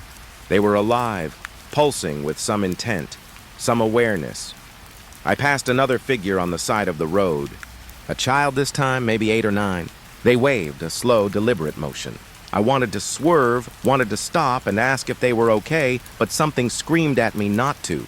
The child's face was blank, expressionless, and their eyes, I couldn't look into them. Not fully. They weren't human. Not anymore. And then they were gone, leaving a word etched into the asphalt. Soon. I tried to rationalize it. Maybe the road was haunted. Maybe I had crossed into some abandoned stretch that locals avoided, a place no one drove at night. But my mind refused to settle. Every loop of the highway, every bend, every shadow seemed designed to unmake me. The figures weren't just shapes. They were intent, waiting, testing me. I remembered my father once telling me, after a particularly bad call, that fear is contagious, that it grows when you feed it with attention. I didn't want to feed this fear, but it had me. Every heartbeat, every ragged breath, every glance at the roadside was feeding it. I felt small, insignificant, like a candle in a hurricane. The fog lifted slightly, revealing more figures in the distance. They were lined up along the roadside, evenly spaced, watching me. I counted 5, then 6, then 7, but when I blinked, there were more. Too many to count. They didn't move. Didn't breathe! They just waited, silent and patient. And the messages on the road multiplied, growing longer, twisting around the cracks in the asphalt. You can't leave. We're everywhere. No one comes back. My hands shook as I gripped the wheel. I wanted to scream, but my voice caught in my throat. I wanted to run, but my feet felt nailed to the pedals. I wanted to close my eyes, but every time I did, I saw them anyway, in the periphery, in reflections, in the shadows of my own mind. I remembered the stories from the old deputies, the ones who had driven these roads long before me. They whispered about people who vanished without a trace, cars found abandoned on foggy nights, drivers gone, but their engines still warm. I had laughed at those stories once, thought them exaggerations. Now I wasn't laughing. I was living them. A figure appeared directly in front of the car. Not to the side, not in the distance. Right in the middle of the lane. I slammed on the brakes, tires squealing, and it vanished before I even registered the motion. But the word remained, burned into the asphalt. Look. My hands were slick with sweat. I couldn't stop shaking. I tried to turn around to drive back the way I had come, but the road twisted impossibly, bending back on itself. I wasn't going back. I was trapped, driving forward into something I didn't understand, into something that had been waiting for me all along. Another message appeared, smeared like paint across the lane. You know us? And suddenly I did. Not with my mind, not with my eyes, but with my body, my soul. Every memory of the road, every glance at the fog, every figure I had passed, it was all the same. All part of the same waiting, endless nightmare. The figures multiplied. I could feel them in the car, in the air around me, pressing against my ears and my chest. Their eyes, faceless, hollow, burned into my vision even when I tried to look away. I felt like I was dissolving, melting into the asphalt and fog. The messages spun in my vision, twisting letters into shapes, shapes into shadows, shadows into figures. I wanted to close my eyes, wanted to escape. But the road didn't let me. It didn't care. Every turn, every bend, every loop of the highway brought me back to them, back to the messages, back to the endless roadside watching. I whispered to myself, barely audible, I'm still here. I'm still here. But even as I said it, I knew it wasn't true. Part of me was already gone, absorbed into the fog, into the pavement, into the figures themselves. I could feel them moving through me, guiding me, twisting me. The last thing I remember before the fog thickened again was the word welcome, etched across the lane in huge letters, stretching from one shoulder of the road to the other, and the figures, all of them, raising their hands in greeting. I drove on. I don't remember when the hours started blending together. The highway stretched before me, a black ribbon swallowed by fog and shadows, twisting the way I thought it should. My eyes burned from staring at the road, my hands cramped from gripping the wheel too tight, and my ears were ringing from the constant hum of the engine and the whispers of the night. But the worst part wasn't the exhaustion. It wasn't the endless loops of asphalt, the fog, the dead trees. It was the radio. The same call repeating, static first, long, grating, filling the car with a noise that seemed almost alive. Then the voice, crackling, broken, desperate. Unit 5! Unit 5, runaway sighted near mile marker 12. Approaching northbound, and then silence. Then static. Then the same message again, and again. I tried changing channels, adjusting the volume, pressing buttons until my fingers ached, but it didn't matter. The call always came back. It didn't matter how far I drove or which turn I took. The words filled the car, drowning out my thoughts, mocking me with repetition. I leaned back, closing my eyes for a second, trying to will it all away. But the darkness pressed against my eyelids. Shapes moved there, shadows that weren't shadows, flitting just at the edge of vision. I forced my eyes open. The road was still there, still looping, still the same. Mile marker 12, again. I had passed it before. I knew it. I had passed it 100 times. But now it glowed under my headlights. Unnatural, glaring, impossible to ignore. I told myself it was exhaustion. Hypnosis from the repetition. A trick of the brain. But the fear didn't obey reason. My chest tightened. My throat went dry. My fingers drummed nervously against the wheel. But the wheel itself felt heavy, unresponsive, like it belonged to someone else. Another figure appeared at the roadside. A man, tall, leaning against a tree. Or was it a tree? I couldn't tell. The branches curled around him like fingers, and the fog clung to his coat, soaking him in shadows. I called out, my voice cracking, "Hey, are you okay?" He didn't move, didn't blink, didn't breathe. And then, like all the others, he was gone. Just gone. No footprints. No sign he had ever existed. I slammed my hand on the horn. The sound screamed across the empty road, bouncing off the fog. Still nothing. Only the call repeating, endless. Unit 5. Unit 5! The words echoed in my skull, pounding, relentless. I pressed the microphone, tried to answer, tried to speak over it, but my voice came out weak, swallowed by the static. I drove on. I had to. But each turn brought me back to the same stretch of highway, the same curves, the same dead tree leaning into the lane, the same cracked guardrail, and the same messages on the asphalt, smeared, twisting in letters that seemed to move when I blinked. Still here. Can't escape. Already lost. I gripped the wheel so hard my knuckles whitened. I wanted to close my eyes. I wanted to sleep. I wanted to wake up in a bed, somewhere safe. But the night refused. It pressed against me, heavy, alive, breathing. Every time I slowed, the fog thickened.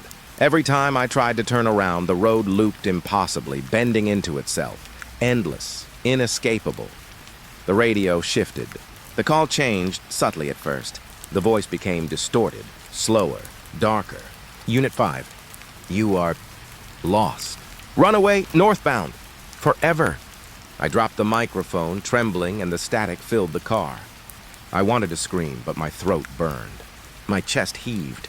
My eyes darted to the mirrors, to the fog, to the roadside, but there was nothing. Only the road repeating, taunting, feeding on my exhaustion. I tried counting the miles. Mile marker 12 again. Mile marker 13, then 14. I couldn't tell if time passed in minutes or hours or days. My watch was dead. My phone was dead. Nothing marked the passage of time except the loop. The endless highway, twisting back on itself, mocking me. Figures appeared. A child this time, small, hunched, standing in the middle of the lane. I slammed the brakes. The tires screeched, the car jolted, but the figure dissolved before my eyes like smoke rising from the pavement. And then the message appeared. Look closer. I swallowed hard, dry throat, shaking hands on the wheel. I couldn't look closer. I wanted to, but I couldn't. I wanted to drive past, but the road refused. Another figure. A woman this time. Her hair long, dark, wet. She crouched at the side of the road, hands pressed to the asphalt. I leaned forward, straining to see, and she lifted her head. Eyes hollow. Mouth open in a scream that made no sound. I could feel it in my chest anyway, the silent scream. And then vanished. No trace except the words scrawled on the wet pavement, alone. I tried to force calm, tried to reason. Exhaustion, dehydration, hypothermia, hallucinations, anything to explain it, but I couldn't. The repetition, the figures, the radio, all of it pressed together into one truth I couldn't deny. I was trapped.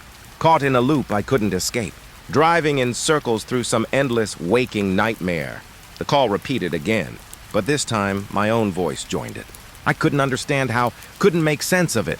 I didn't remember speaking, but the static carried it. My own words warped and fractured. Unit 5, lost, can't escape. Runaway, northbound. My stomach twisted. My hands shook. I pressed my palms to my eyes, tried to wipe it away, but the sound didn't stop. It was inside me. It was me. Another bend in the highway, another curve, and I saw them all. Figures lining the roadside, spaced evenly, watching. Some human, some impossible. Hollow eyes, twisted faces, hands raised in silent greeting. and on the asphalt, a new message. You belong! I gripped the wheel tighter, the leather biting into my palms. I wanted to hit the accelerator, to drive through them to escape somehow, but the car obeyed the road, not me. The tires skidded slightly on wet asphalt that wasn't wet, and I felt it, that pulse of the night, alive and aware. I could feel it in my chest, in my bones, in the blood hammering through my ears. I remembered other calls, other nights on this highway. Routine runs, nothing special, nothing terrifying, but now it all seemed distant, meaningless. This night, this loop had erased everything. Memories twisted, overlapping. The exhaustion made my mind fragile. I couldn't trust my own thoughts. I couldn't trust anything. The figures shifted. One raised a hand. Another leaned forward as if listening. And the call repeated again, the same broken, desperate voice. Unit 5! Unit 5, runaway. I tried to speak over it, tried to answer, tried to scream, but my voice was gone. My mouth opened, but no sound came out. Only the static, only the repetition, only the night. I remembered my partner once saying, "Some calls stay with you." "Don't let them eat you," I laughed then. I would have laughed now, but no sound came. The figures weren't just waiting. They were patient. They were eternal. And I was not. I was slipping piece by piece into the loop, into the fog, into the endless night. The radio shifted again. The call repeated, but slower now, dragging, pulling at me. Unit 5, lost, forever. And then beneath it, something else. Whispering, low, soft, almost gentle, but wrong. We see you. We are you. You are ours. I slammed on the brakes, the tires screaming, and the figures flickered, dissolving into the fog. But the messages didn't vanish. They multiplied, etched across the asphalt. Already here. Can't leave. Forever. My pulse raced. My head throbbed. My hands ached. I couldn't look away. I couldn't drive away. I couldn't stop. Another bend. Another loop. I passed mile marker 12 again. The radio repeated the call. The fog pressed closer. My reflection in the windshield looked older, worn, hollow-eyed. I didn't recognize the face staring back at me. It was me, but not me. A version of me twisted by the night, by the road, by the endless repetition. I pressed my palms to my face. Tried to scream. Tried to force the car forward. But the highway had its own will. I could feel it beneath the tires, in the way the asphalt bent, in the way the fog moved. I was trapped, a passenger in a nightmare that refused to end. And then I heard it. My own voice again, whispering from everywhere. Endless. Night. Never. Awake? I opened my eyes. The figures were gone, for now. The asphalt stretched endlessly before me. Mile marker 12 ahead. The call repeating in my ears. The night pressing in. I drove on. I had no choice. The endless night had claimed me. The phone rang, jarring in the quiet of the dispatch center, like it knew exactly when to wake me from the numb routine of a night shift. I picked it up without thinking. Another late call, another lonely voice on the other end of the line. That's what I expected. But I wasn't ready for him. The voice on the other end was small, trembling, and impossibly calm at the same time. "Hello?" I said, trying to sound professional, even though my stomach tightened the moment I heard it. 911, what's your emergency? There was a pause. Then, "He's coming tonight." "He's going to..." The words stopped, broken, jagged. The kind of pause that makes you want to ask questions, but also makes you afraid to. "He's going to take her." I froze. My pen hovered over the call log. "Take who?" I asked slowly. "Where?"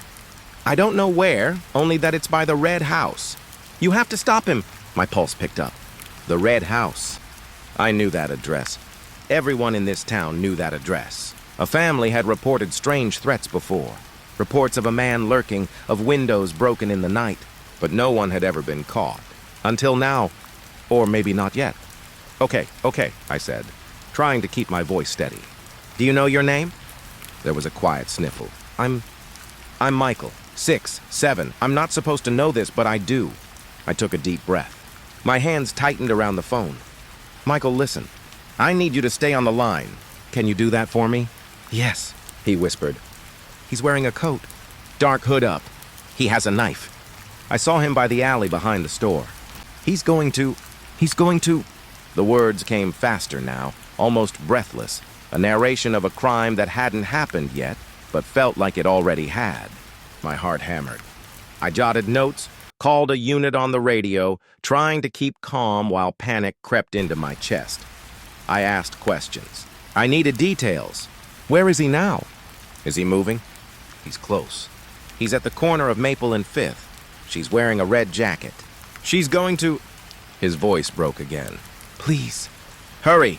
My fingers shook as I relayed the information. Units were dispatched. But even as the officers left, I felt the weight of the call pressing into me. There was something impossible about the child's words. Something that didn't make sense. How could a 7-year-old know this? How could anyone? The line went quiet. Too quiet. I thought he had hung up, but then I heard a whisper. He's in the car now. She's screaming. You're too late. I froze. My stomach turned over. I checked the street cameras, dialing every angle I could access. The alley. The red house. The streets. Nothing moved. Everything was still.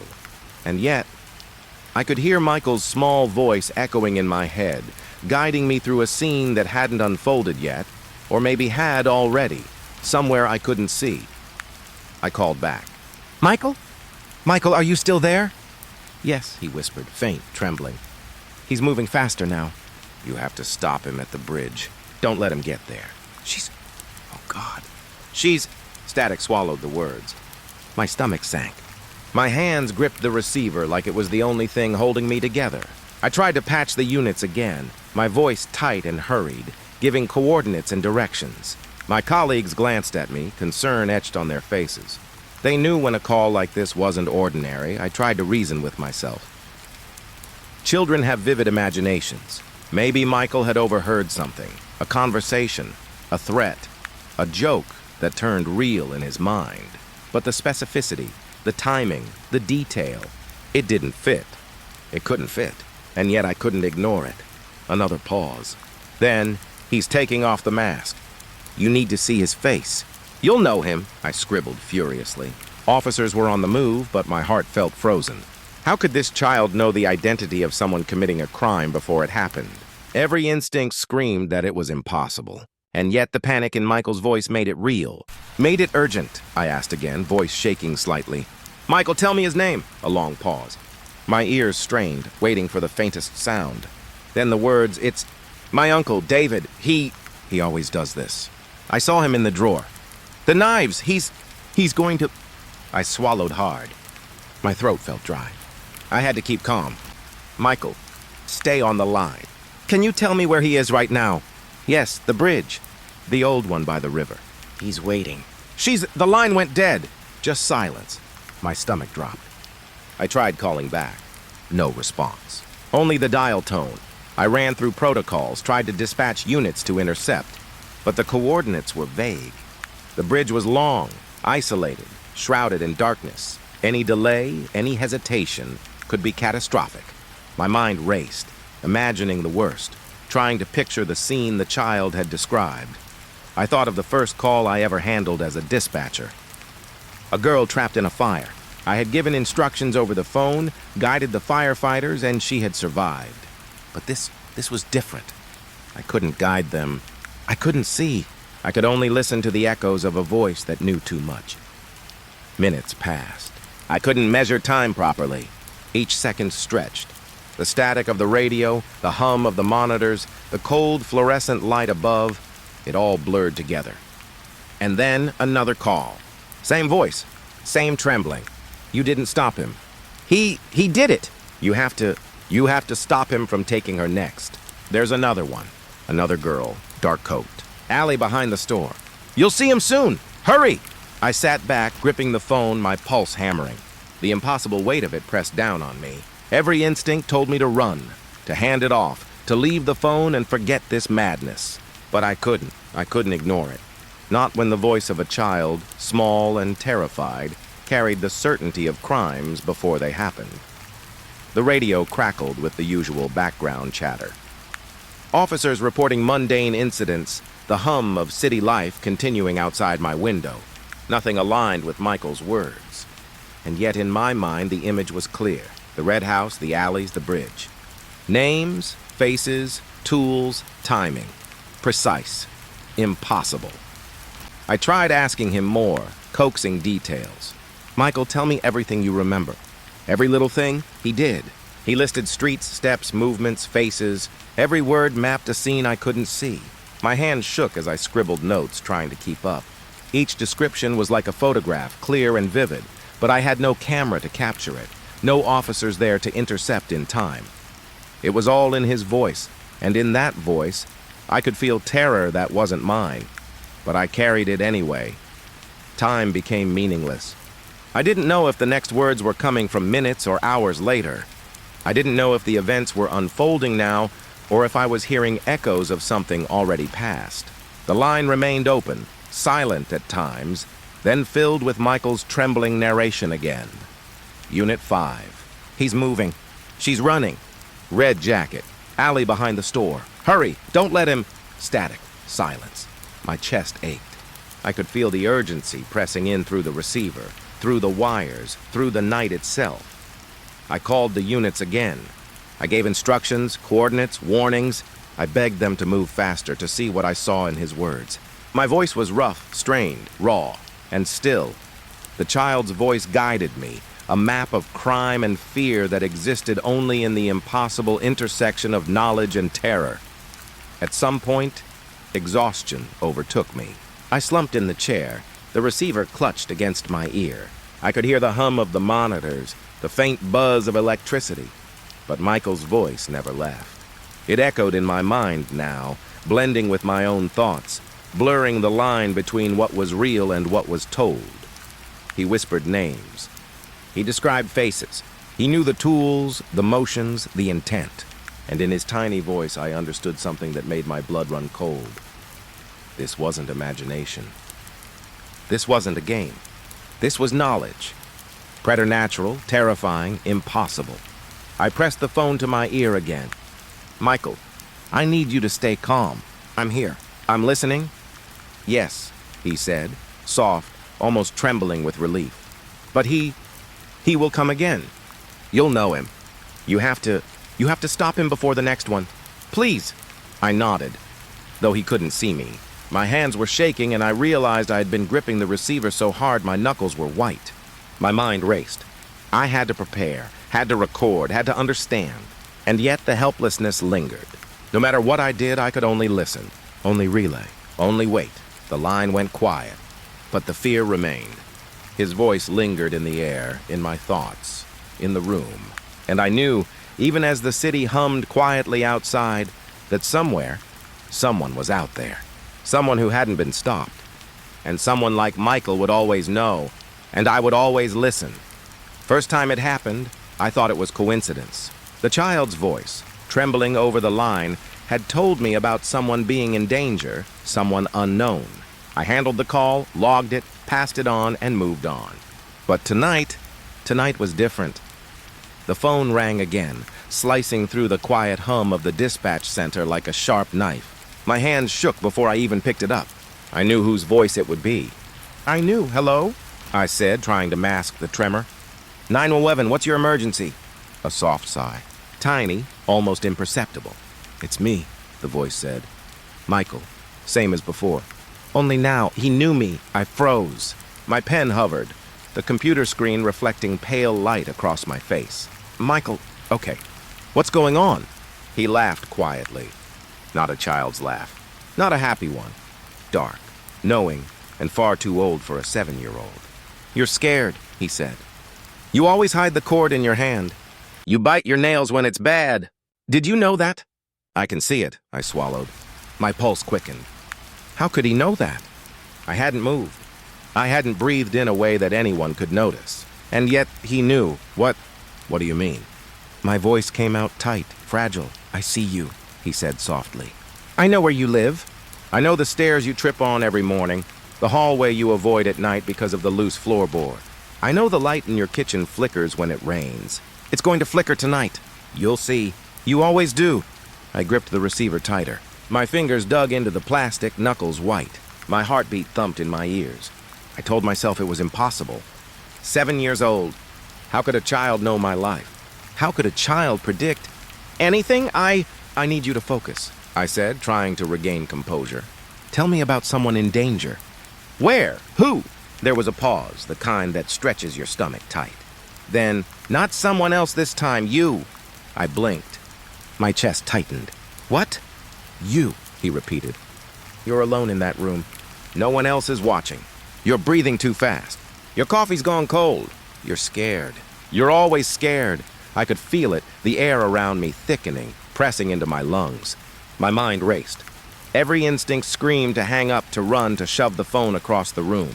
But I couldn't. I don't understand, I whispered. You will. His voice was calm, almost soothing. But the words crawled along my spine like crawling fingers. It's coming. You know it. I know it. It's inside your apartment. Behind the door. By the window. You always look, but you won't see. I sat frozen. My eyes darted around the room. Everything seemed normal. Monitors hummed, the faint buzz of fluorescent lights above, the empty chairs of my co-workers scattered around the room. And yet, I could feel it. Someone watching. Someone waiting. The walls pressed closer, the shadows deepened, and I realized I hadn't moved my body in seconds that felt like hours. I have to call someone, I said, voice shaking. You're a child. You shouldn't know these things. He laughed softly. I told you. I see you, and I hear you, and I know the man you saw last night in the darkened hallway. He's coming back. You're going to find him there again. On the landing, step 2. You'll see, I shivered. Cold, wet, the kind that sinks deep into your bones. My hands were trembling. My mind spun, trying to anchor itself in reason. There were no intruders. I was alone. I had double-checked every door, every lock, but the voice, the certainty, made it impossible to dismiss. Michael, you don't know what you're saying. This isn't real, I said, trying to keep my tone firm. Yes, it is. He paused, whispering now. It's real for you, and soon it will be real for everyone else. The red curtains, the smell in the hallway, the window that sticks, everything. You'll see. I gripped the receiver, knuckles cracking. My breaths came fast, shallow. I tried to focus on the mundane. The fluorescent lights, the ticking clock, the hum of the monitors. But every detail he spoke of was wrong. Too accurate, too specific. I remembered the loose floorboard in my apartment, the red curtains that never fit the window properly, the way the coffee cooled faster than it should. My stomach turned. I had never spoken of these things to anyone, not a soul. I don't know what to do, I admitted, voice low, trembling. You will, he said softly. When the lights flicker, when the floorboard creaks, when the shadow moves, you'll know. You always know. And you'll remember me. The line went silent for a long moment, the kind of silence that makes you listen to your own heartbeat. And then, one more thing. The call you took yesterday, the one about the runaway, you thought it was coincidence. You were wrong. He's back. And this time, he's coming for someone you know. Someone close. Watch the reflection in the mirror. He waits there. I dropped the pen I had been holding. The clipboard hit the floor with a hollow thump that sounded impossibly loud. My mind raced. I hadn't seen him. I hadn't noticed anything unusual, and yet, the fear was there, tangible, alive. I felt my pulse in my throat. I have to... I started, but he interrupted. Wait, he whispered. The bridge. The streetlight. The corner. You'll see. You always see. Don't blink. Don't look away. You can't miss it. I sank into my chair, pressing my palms to my face. My fingers felt numb. My thoughts scrambled. Every rational part of me screamed to call the police, to check my apartment, to double-lock doors, to run. And yet, the voice, Michael's voice, held me captive, not with force, but with the certainty that he knew, that he could see, that the horrors he spoke of were already forming. I tried to hang up, tried to end the call, but the phone refused to leave my hand. My fingers were glued to it, my thumb pressing the mute button over and over, as if the action could save me. It didn't. Michael, why me? I whispered finally. My voice broke. Why my life? He was quiet for a long time. Then, Because you listen. You record. You remember. And because you'll know who comes next. The boy in the alley. The girl by the bridge. They're all pieces like you. And you'll see them, and you'll try to stop them. And you'll fail, but you'll watch. You always watch, my breath caught. I could feel the blood in my ears. My hands were trembling so violently that the papers on the desk rustled. I wanted to scream. I wanted to throw the phone across the room. I wanted to vanish, but I couldn't. The line went silent. I didn't hang up. I couldn't. I just sat there, frozen, listening to the faint hum of the monitors, the distant footsteps of my coworkers, the soft buzz of the fluorescent lights above. And in the quiet, I imagined what he had described. The shadow behind the door, the creak of the floorboard, the flickering light, the reflection that would show something I wasn't ready to see. Minutes passed, or maybe hours. Time had no meaning. I sat there clutching the phone and tried to rationalize. Children have imaginations. Maybe Michael had overheard something. Maybe he had seen something in the neighborhood. Anything to explain what I had just heard. But I knew it wasn't imagination. Because he had mentioned things only I could know. The small private details of my life. My fears, my habits, my routines. Things that should have been invisible to anyone else. And now I could feel the dread curling into my chest. A living thing, ready to sink its teeth in. The line remained open. Michael's voice had disappeared, but his presence lingered. I could almost hear him whispering between the static, guiding my thoughts, planting seeds of fear that I couldn't remove. And somewhere in the distance, I imagined another call coming, another prediction, another horror forming before it even happened. I leaned back, exhausted, my hands numb from gripping the receiver. My mind reeled with every word, every image, every impossibly detailed scene. And deep down, I knew I hadn't just listened. I had become part of it, part of the horror that he described, part of the world that existed only in the knowledge of the child who could see the future. I didn't sleep that night. I didn't blink. I just waited, listening to the silence, knowing that the next call would come. And when it did, I would answer. The phone rang. I knew before I even picked it up who it would be. My hands trembled, my chest tight, but I couldn't let it go. I couldn't. Not after everything that had happened. Not after Michael. What's your emergency? I asked, trying to steady my voice. A pause.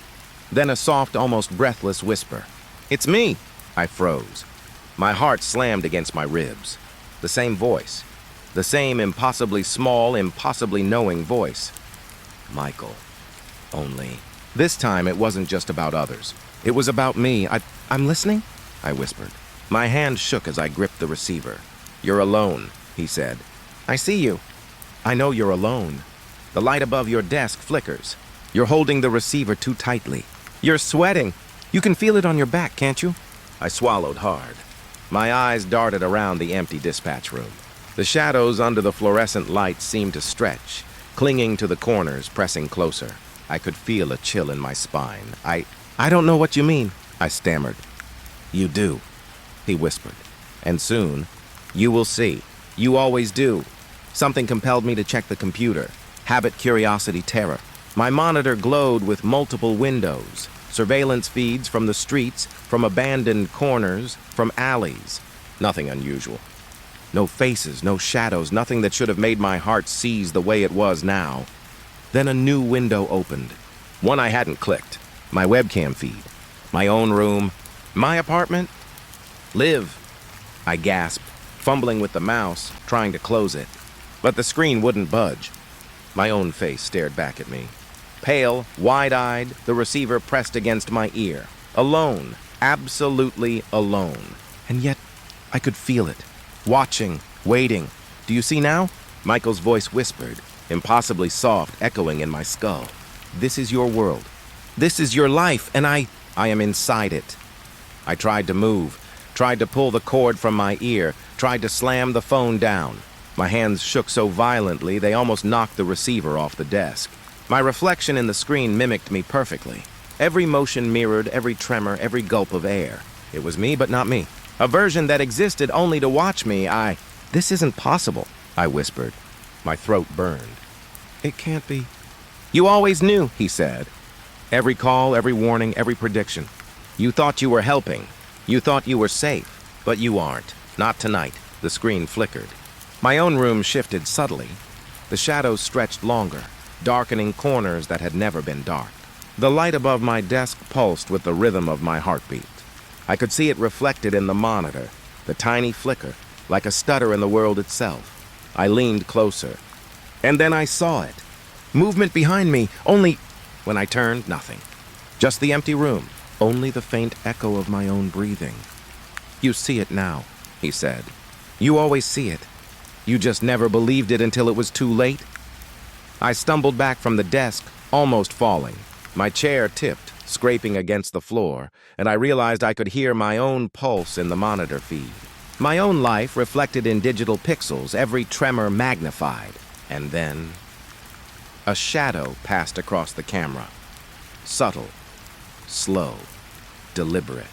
Not in the room I could see, but in the feed. I froze. My stomach turned over. The line in my ear was quiet now, only a whispering hum that made my ears ache. Then, "Look closer. Don't look away. You'll see everything." I couldn't move. My body betrayed me. I wanted to run, to scream, to smash the monitor, but my hands were useless. My eyes stayed fixed on the feed. And then I noticed the corner of my room, the part I always ignored. The floor near the door, the shadow. It wasn't just a trick of light. Something moved there, subtly, waiting, watching. The feed distorted slightly, the pixels rippling like water, and for a split second, I saw a figure. Tall, thin, hooded, standing perfectly still, impossibly calm, staring at the camera. I gasped. My heart slammed. My knees buckled and I collapsed into the chair. The reflection in the monitor was wrong. It wasn't me moving. It was something else. Mimicking me, mocking me.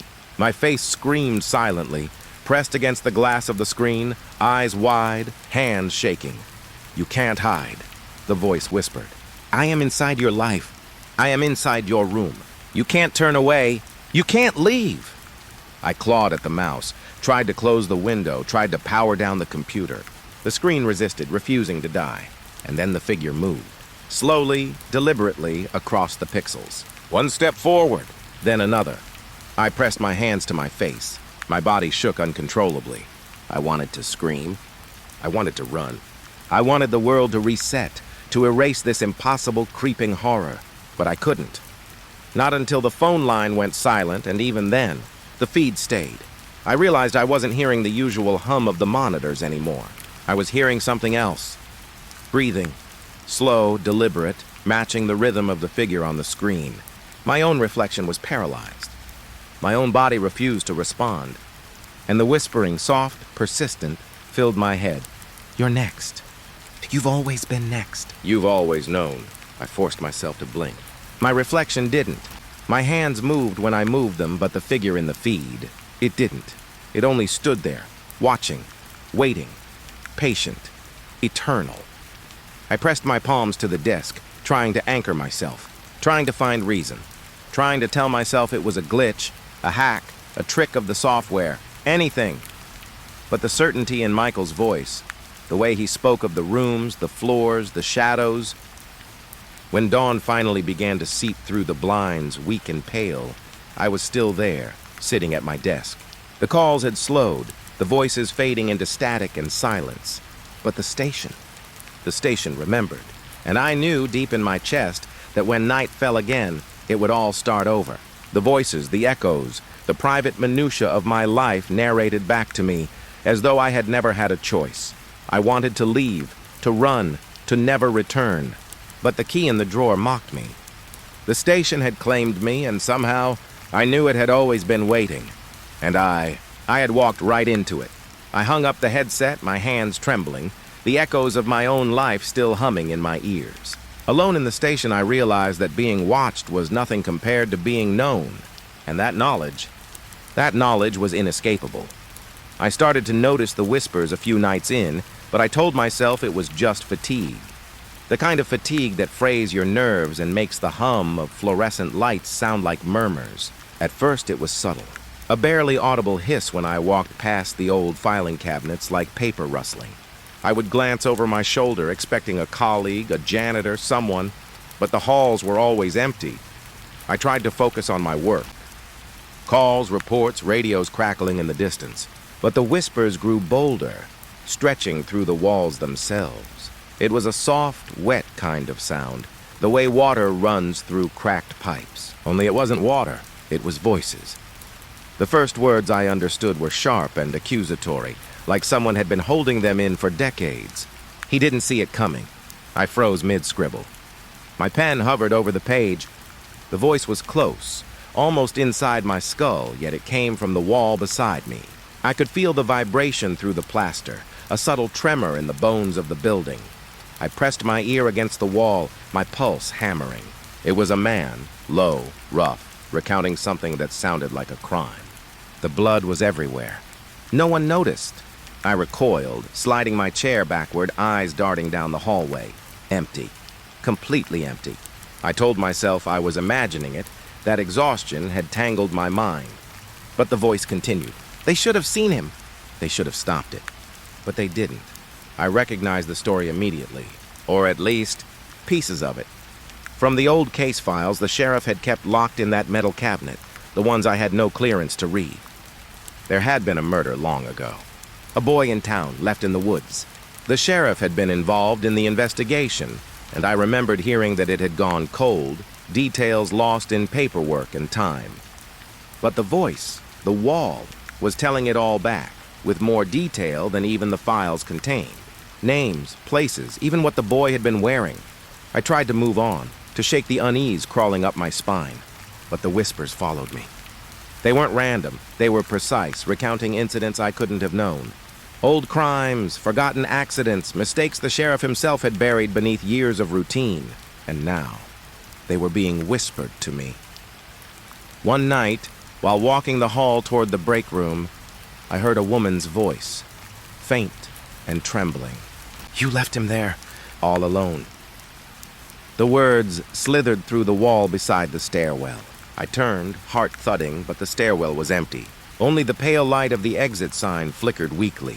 I swallowed hard and told myself I was imagining things.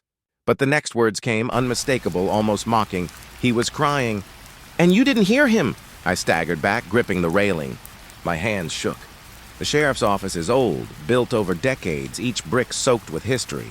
Maybe, I thought, some echo of the past had remained.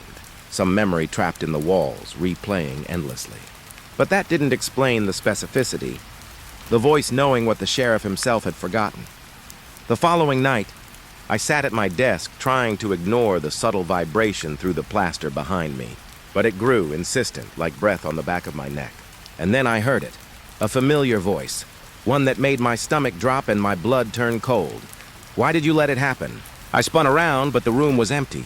The only sound was the low hum of fluorescent lights and the faint whistle of air from the vents. My chair creaked as I shifted my weight. My notebook lay open, scribbled with notes about routine checks, mundane tasks. But I couldn't focus. The voice repeated louder this time, closer. You saw him! You did nothing. I wanted to reply, to tell it was wrong, that I wasn't the one who had failed. But the words stuck in my throat. My mind raced through the sheriff's old cases. I had read bits of the files, stories of disappearances, assaults, crimes that had never been solved. And the walls, they were recounting them all. Not in fragments, not in generalities, but in exact detail. It was as if the building itself remembered everything. Every misstep, every hidden truth, every injustice buried in dusty cabinets or forgotten by careless minds. And now, the whispers were emerging, one by one, demanding to be heard. I started to jot down the phrases, the names, the incidents, as the voices came. My hands shook. It was like the walls were a living record speaking not just to me, but at me. Stories of old crimes, of secrets nobody had dared acknowledge. And I understood in a deep, aching way that these were things the sheriff had chosen to forget. Things he had buried beneath layers of paperwork and false closure. You ignored the signs, a voice hissed near the janitor's closet. All of them. The screams, the bruises, the warnings. You ignored them. I pressed my palms against my face, trying to block it out. But the whispers didn't stop. I realized they weren't just recounting events. They were interrogating me through the sheriff's memory, through the building itself. I could almost hear him. The sheriff, sitting behind his desk decades ago, making decisions that shaped lives, and now I was forced to listen to them. Every failure, every lie, every omission laid bare. It wasn't just the words, it was the tone. The whispers carried accusation, sorrow, a kind of exhausted rage. They made the air in the station feel thick, like I was inhaling decades of guilt. I walked the halls, each step accompanied by faint, almost imperceptible murmurs. They didn't stop when I moved. They followed, slipping through the walls like smoke. I remember one night leaning against the old stone wall near the records room, listening as a voice recounted the story of a missing girl. I had heard the case vaguely referenced in the sheriff's files, a cold file tucked away in the back. But the voice went further. Names, times, locations, and then it said softly, chillingly, she was in his care, and he let her fade away. I wanted to vomit. I wanted to run, but my feet felt rooted to the floor. The station had become a living memory, a witness to every wrong that had been ignored. And I, the new dispatcher, was the only audience left. The walls weren't just whispering, they were accusing. Sometimes I swear the whispers would debate amongst themselves, voices overlapping, contradicting, correcting. One would recount a murder in vivid detail, the next would insist a detail was wrong, and they would argue until the air felt taut with tension. I could feel the arguments vibrating through the plaster, hear them scrape against the wooden floorboards. It was surreal, disorienting, like the building itself was alive and haunted by its own conscience. I started to notice patterns.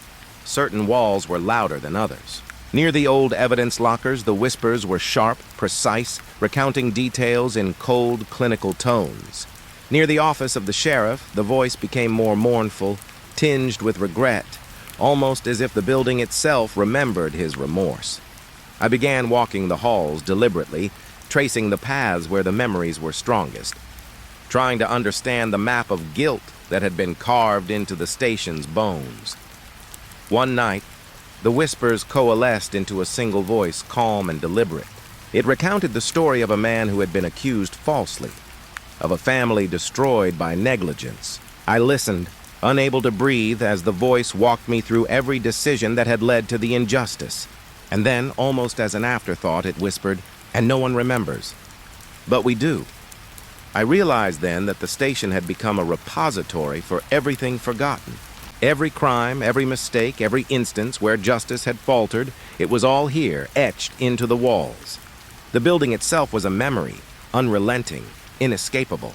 And I, the new dispatcher, the night alone, was its chosen witness. Sleep became impossible.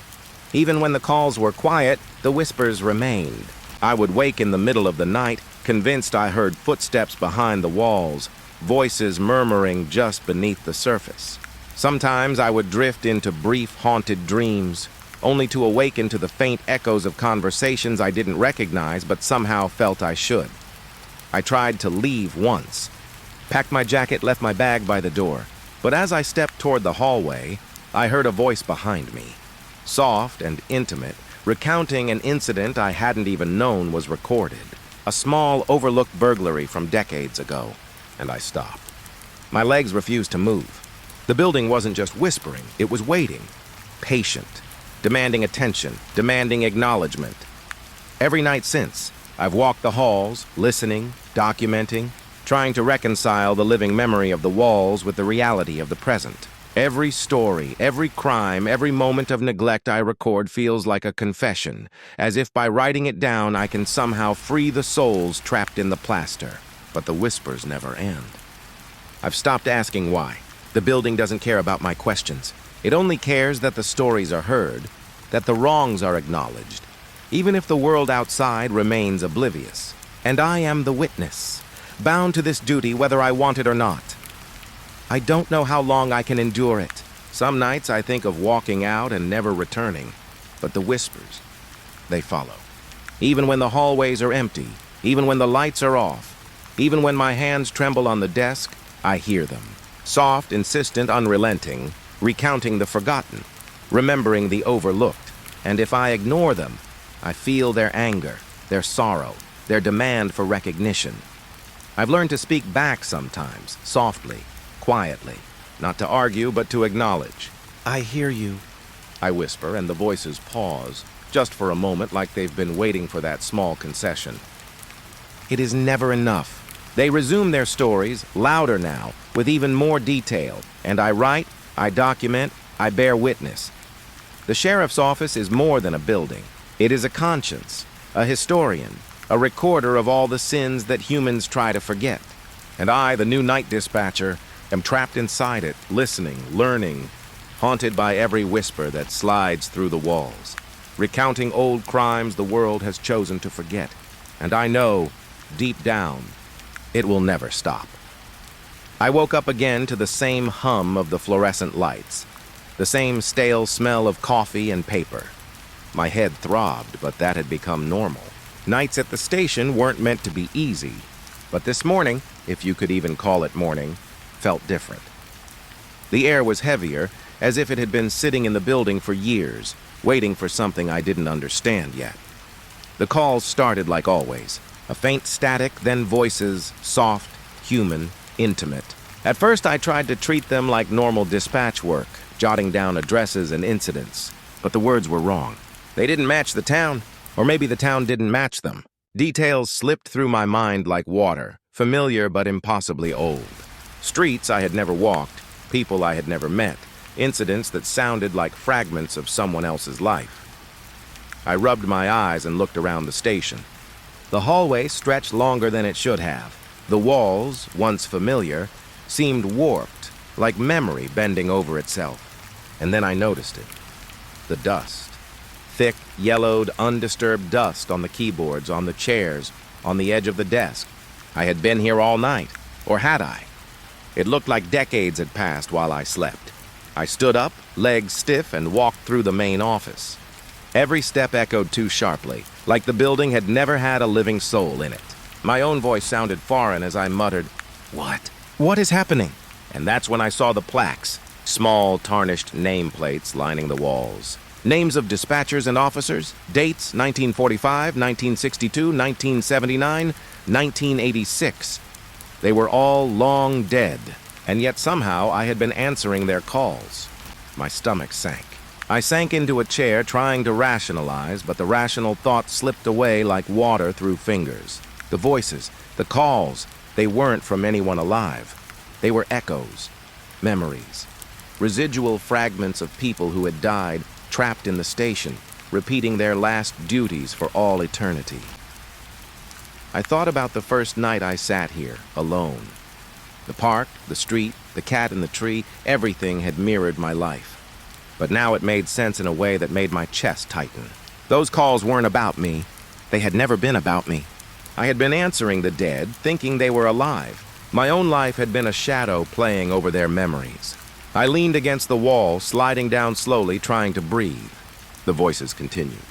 A woman whispering about a robbery, a man describing a fire that had destroyed half a street, a child crying for a parent who had vanished decades ago. I could hear the panic, the fear, the exhaustion baked into each syllable.